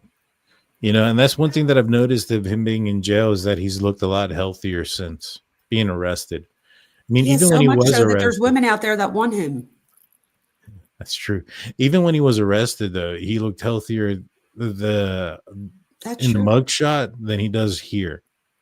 That's true. So that would say to me psychologically, you are so right. So that would say to me psychologically that going home, he might have felt safer. That makes me wonder about his relationship with his mom. I'm going to have to look into that more. I'm going to have to look into that more before I speak any more on that, but I'm going to look into that. Well, I know I think there's something to that. His mom had, I think she spoke about Ted Bundy. She had also had an opinion on the Uvalde incident. I didn't know that. I did know about the Ted Bundy thing. I didn't know about that though. Yeah, I can't remember exactly what it was that she had said, but she had some sort of comment in an article or something about the Uvalde incident as well. Do you think the dad like not knew out loud, but like, do you think the dad had like a thought of it on the ride home? According to Howard Bloom, he did. What do you think, according to Daniel? I Again, would have thought that. I mean, he probably knows his son more than anybody, right? Knows his son so much that he asks people to be his friend and things of that nature because he knows that he's an outcast. He knows what his son is capable of. He's called the police on his son. I think that he I think he probably would have had some sort of indication to it. It seems like, according to Howard Bloom, that he was telling people, at least, about some of the situations on the road trip and some of the arguments that they had and how he was behaving that may have, I don't know, kind of like Dylan, right? Like calling people to get just a sense of like peace, like, hey, you're okay. Validation. It's not what you think. It's kind of the same thing here. I think he right, was like with Xana. Xana was was wearing all black. I think that was just a way of being like, relax. Like they're playing a prank. Exactly. And so I think that he's probably looking for somebody to just tell him, you're probably just thinking too much into it, type of stuff. And so I think that there was some of that there. It definitely sounds like other members of his family may have considered or thought that he'd been acting weird and maybe so perhaps in psychology, we call this cognitive dissonance. So it's when you feel two ways about one thing, or you try to rationalize something because you don't want to feel that way about it. So his dad could have maybe, thought things, but that was his way of trying to be like, talk to somebody else so they could be like, no, like, and again, that's cognitive dissonance. You don't want to believe that your son's capable of this. So you try to like pick out things like, nah, it can't be. And then the daughter says something at home around Christmas. And then she probably was like, nah, maybe. So we do this all the time in our lives every day. A lot of people have cognitive dissonance. And again, it's just feeling two ways about one situation. And his dad could have very well thought it and then tried to rationalize why it wasn't him. He probably didn't want to believe it was him. I wouldn't. Yeah, I don't think anybody would want to. His knuckles look small the way you just did that. Yeah, no, his hands look weird. His thumb looks small. His thumb may look small because the rest of his hand is swollen. Is that what it is? It could be I that. think that's what it is. It could be that. One of the things about the coordination stuff, they mentioned that his dexterity and incapable of being able to commit this crime. I've noticed that there was some folks who had indicated that he was writing something with his left hand at one point. A lot of people have seen him write with his right hand. Steve mentioned something early on that the injuries don't match. I've asked him what he meant by that, and I haven't gotten a straight answer. I'll be honest. I don't know what he meant by that. I assume. I just think it means that they were more brutal with Kaylee. Right, and that's what I assume too. I don't think that it means that Kaylee was the target, though. No, but a lot of people think that because it was more brutal that she was the target, and that doesn't necessarily mean that. Right, but is it possible that this guy is? I can't think of the name of what it is, but where you have the ability to use both ambidextrous. Correct. Yeah, he could be ambidextrous. However, I would say this, right? So this developmental coordination disorder, I literally wrote this real big, explains why some people might trip, but not why you would stalk 4 people, kill them, and then, do you know what I mean? So like, even if he does have this disorder, it might explain like, a trip or something here or there, but it doesn't explain meticulously calculating this whole. How do you get diagnosed with something like that? Is that like physical? Like, hey, your ankle doesn't work right. No. And this is why I think that it's so important to have people like me coming out and showing people the other side of it too, because it's not like when you have like high blood pressure, there's like a, a test, we put the blood pressure cuff, or we take your temperature and we write it down. It's not the same thing with psychology. So that's why I was saying the defense is only going to hire people that are willing to say that he fits these particular disorders. But there could be other people that if they hired and they wanted the real. So again, why would they be able to do this? Because there isn't a one particular test or blood panel that you could do that says, nope, we're going to rule out autism. If there was, we would know, you know what I mean? We would have a clear definition or picture of what these different disorders are. So I think people do have to remember, and even as far as spectrums real quick, whether we're talking about autism, narcissism, antisocial personality, there could be somebody with antisocial personality in the chat right now who is very charismatic. They might own a business. They might be very successful. They might have all the traits and they might very well fit antisocial personality, but they never go on to hurt anybody, because just like with autism, there is a spectrum. So there are people that will use those particular qualities or characteristics, traits, and turn them into pro-social behavior, where somebody else could take those traits and turn them into antisocial behavior, which is what I think we see here. Yeah. That was a lot of doctor talk, I'll be honest with you. Sorry. I followed you for the most part, though. My point there is that even if he has that other disorder, that doesn't mean that doesn't account for all of the stalking or whatever. And again, we don't mean stalking in the legal sense. This could just be online, but it doesn't account for all those other things. So even if he did have that, again, it doesn't, what does it mean? Exactly.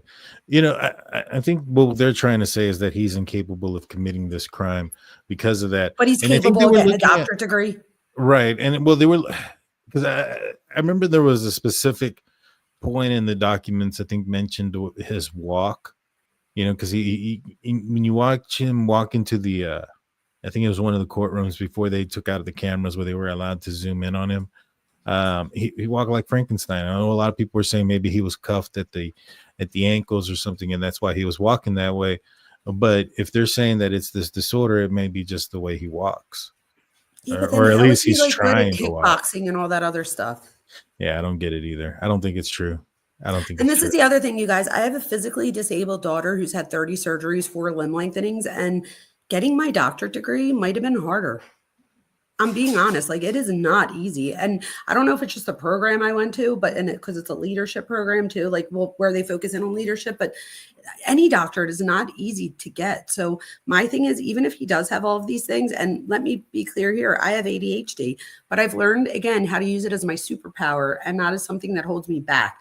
So if you are somebody out there, that has an anxiety disorder, ADHD, any of those things, learn how to become friends with it or how to embrace it and then use it in a way that helps you. Unless, of course, it's something like, depression, then go get help so you can get through it. But if it's something like ADHD where you're going to have to deal with it forever, try to figure out how you could use it to your advantage. I used it to my advantage to get my doctorate degree. I could have used it to my advantage to go steal cars or something. Do you know what I mean? Yeah, exactly. So I think a lot of it goes back to antisocial and pro-social behavior. It's like, where do you want to put that energy? Exactly.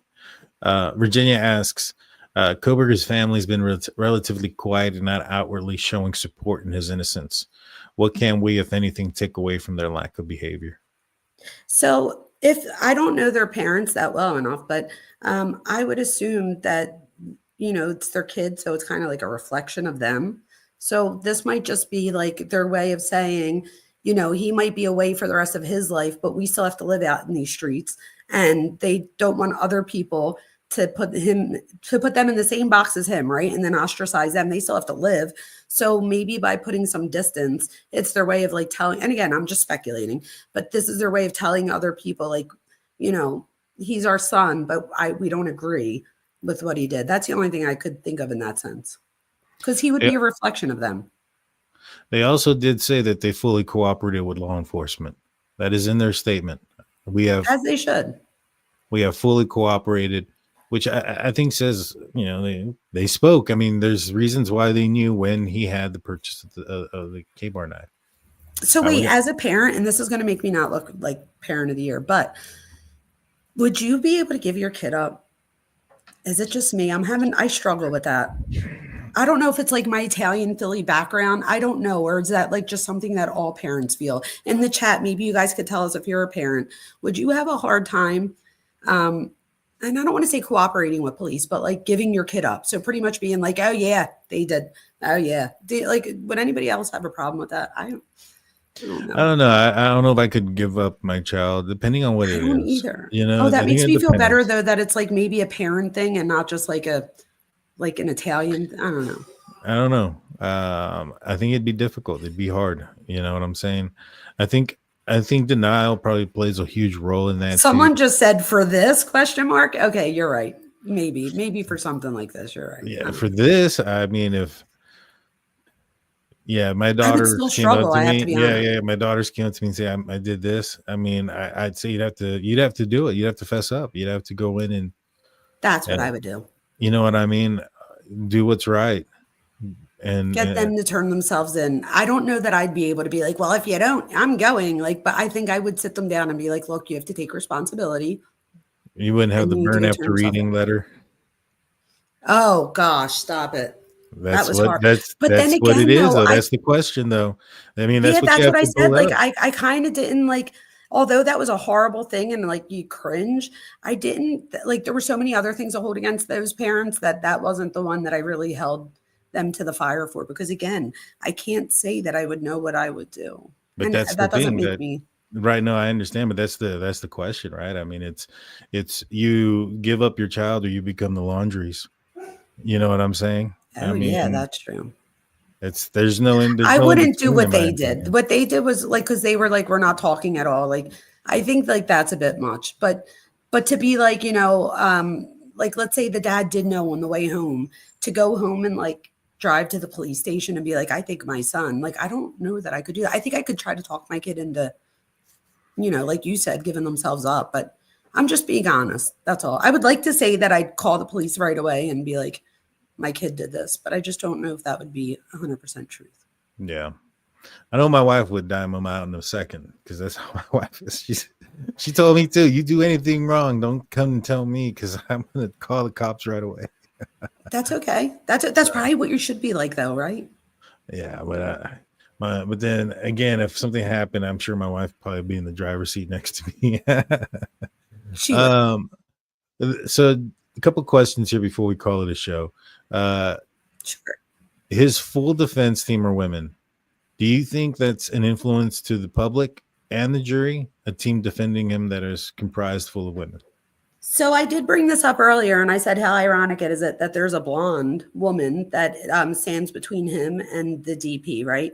I think part of it, though, is that she's one of the qualified people in the state, right? So how much of this was the fact that she was assigned this case?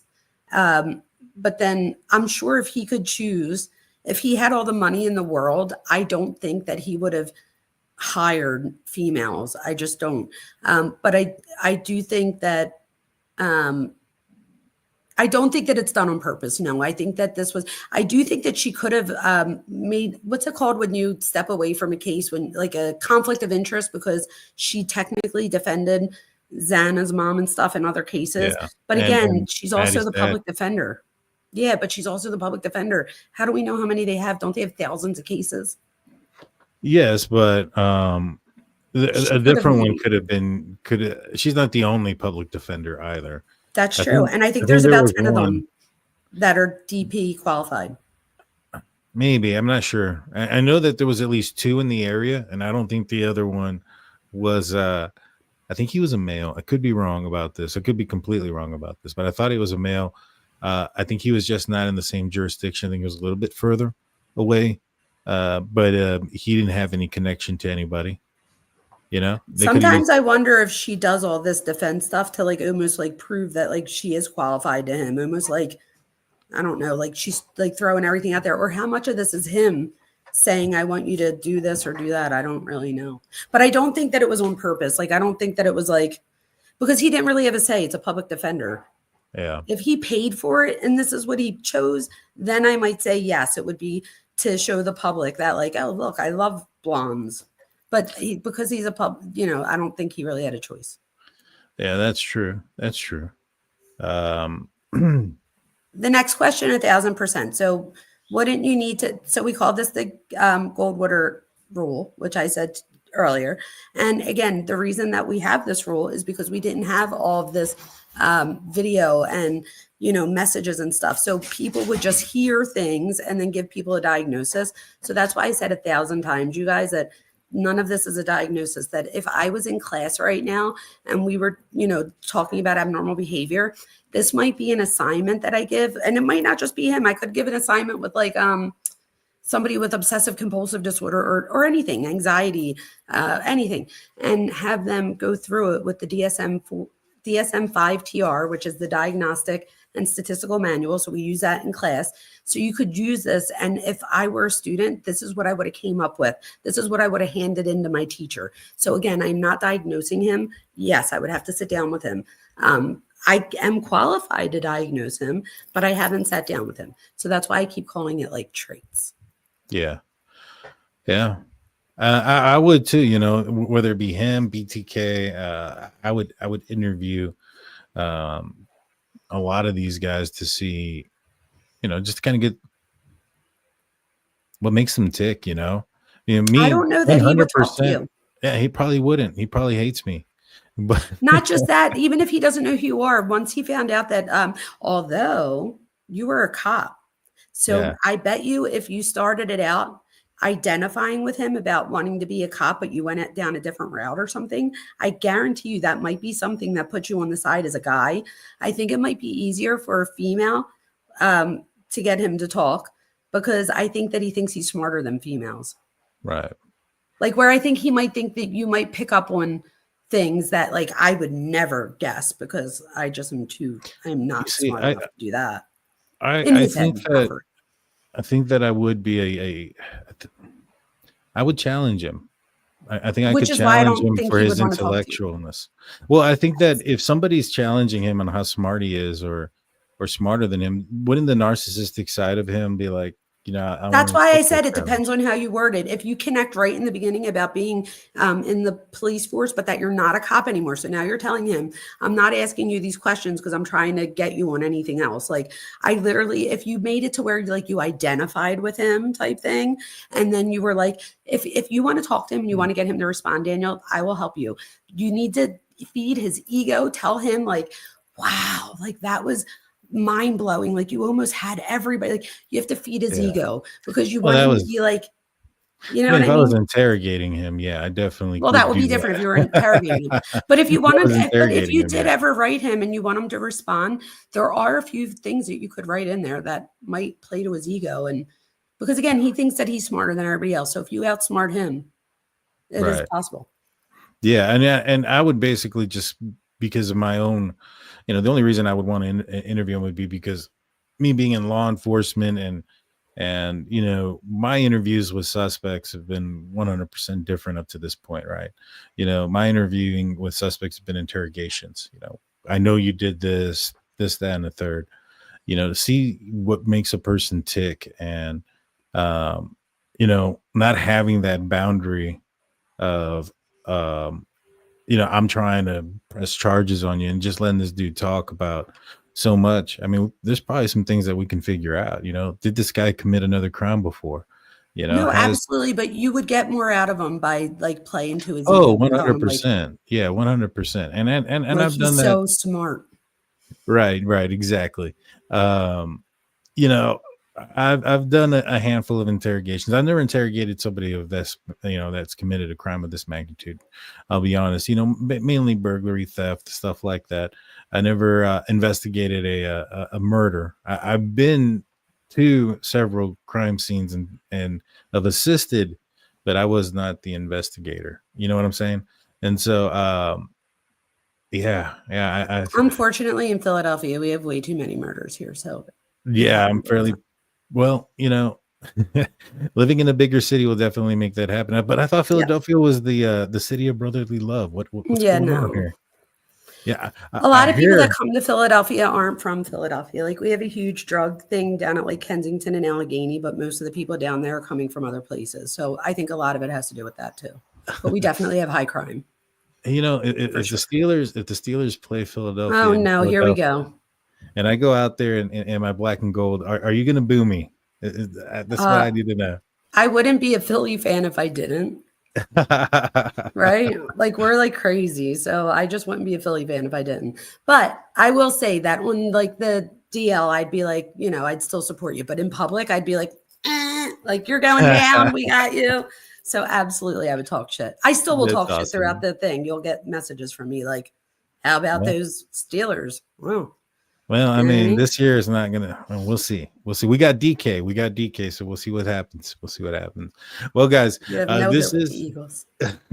We'll see. Wait. One last thing before we hang up. If you ever do interview him, will you do me a favor and ask him the interview questions that he set out to ask other people? I would. I don't think that it's ever going to happen, to be honest with But you. if it does, you never know. Yeah, if it ever does happen, like if a situation happens where he wanted to challenge me, I think it'd probably have to be more that than anything else. Like, hey, And again, almost make it sound like you couldn't think of any better questions to ask. Like his questionnaire is just, and think about it though, his questionnaire is so creepy that if he did answer the questions, you would get a lot from it. But again, I would word it as like, this is an amazing questionnaire, like something like that, to where like I would just inflate his ego the whole way. yeah, that'd probably be one way to get him to do an interview. I don't think he'd probably want to do an interview with me though. I don't think before like a trial or anything, but I Oh, of do course think not. that after he's exhausted like his appeals and stuff, he absolutely would, because he would want people, because if I told his story differently than the way in his head it occurred, then that's going to bother him. So he would have to be the author of his story. You see, the approach I would be at would be more of the, you got a lot of people that think you're innocent. I'm not one of them, but I'm willing to hear what you have to say to see if you can convince me. And although I I wonder doubt if there's acting like you were a anything, Kohberger would help. I mean, it probably would, Because but then he would think that he got over on you, because he would be like, oh, like this person's definitely like I'll talk to them. They obviously don't get it. right. Who Yeah, knows? I guess we'll find out someday, right? Thank you maybe. so much for having me on the show, Daniel. I We said we were appreciate going it. to do an hour and we've been on here for 2 hours. I could talk about this all day, right? Thank you, everybody, for welcoming me. I appreciate it. I'm not monetized, so if people would just go over and give me a subscribe so that other people, I just want people to know about psychology. I want people to have a place that they could go to and talk about, things that they can do, and have another, a group of people that care. And I care. Exactly. Go check her out. Make sure you give her a subscribe. Let her know that you got sent from us, the DT show. Put in the Please do. comment section, whatever you can. Let's get her up to 1,000. Great interviewee. The content that I've checked out so far has been excellent. I think you're spot on a lot of the things that you're saying, and I look forward to having you on again sometime soon. I look forward to that. Thank you, everybody. Thank you for having me. Everybody have a great night. Be safe. We'll see you guys next time. Peace out.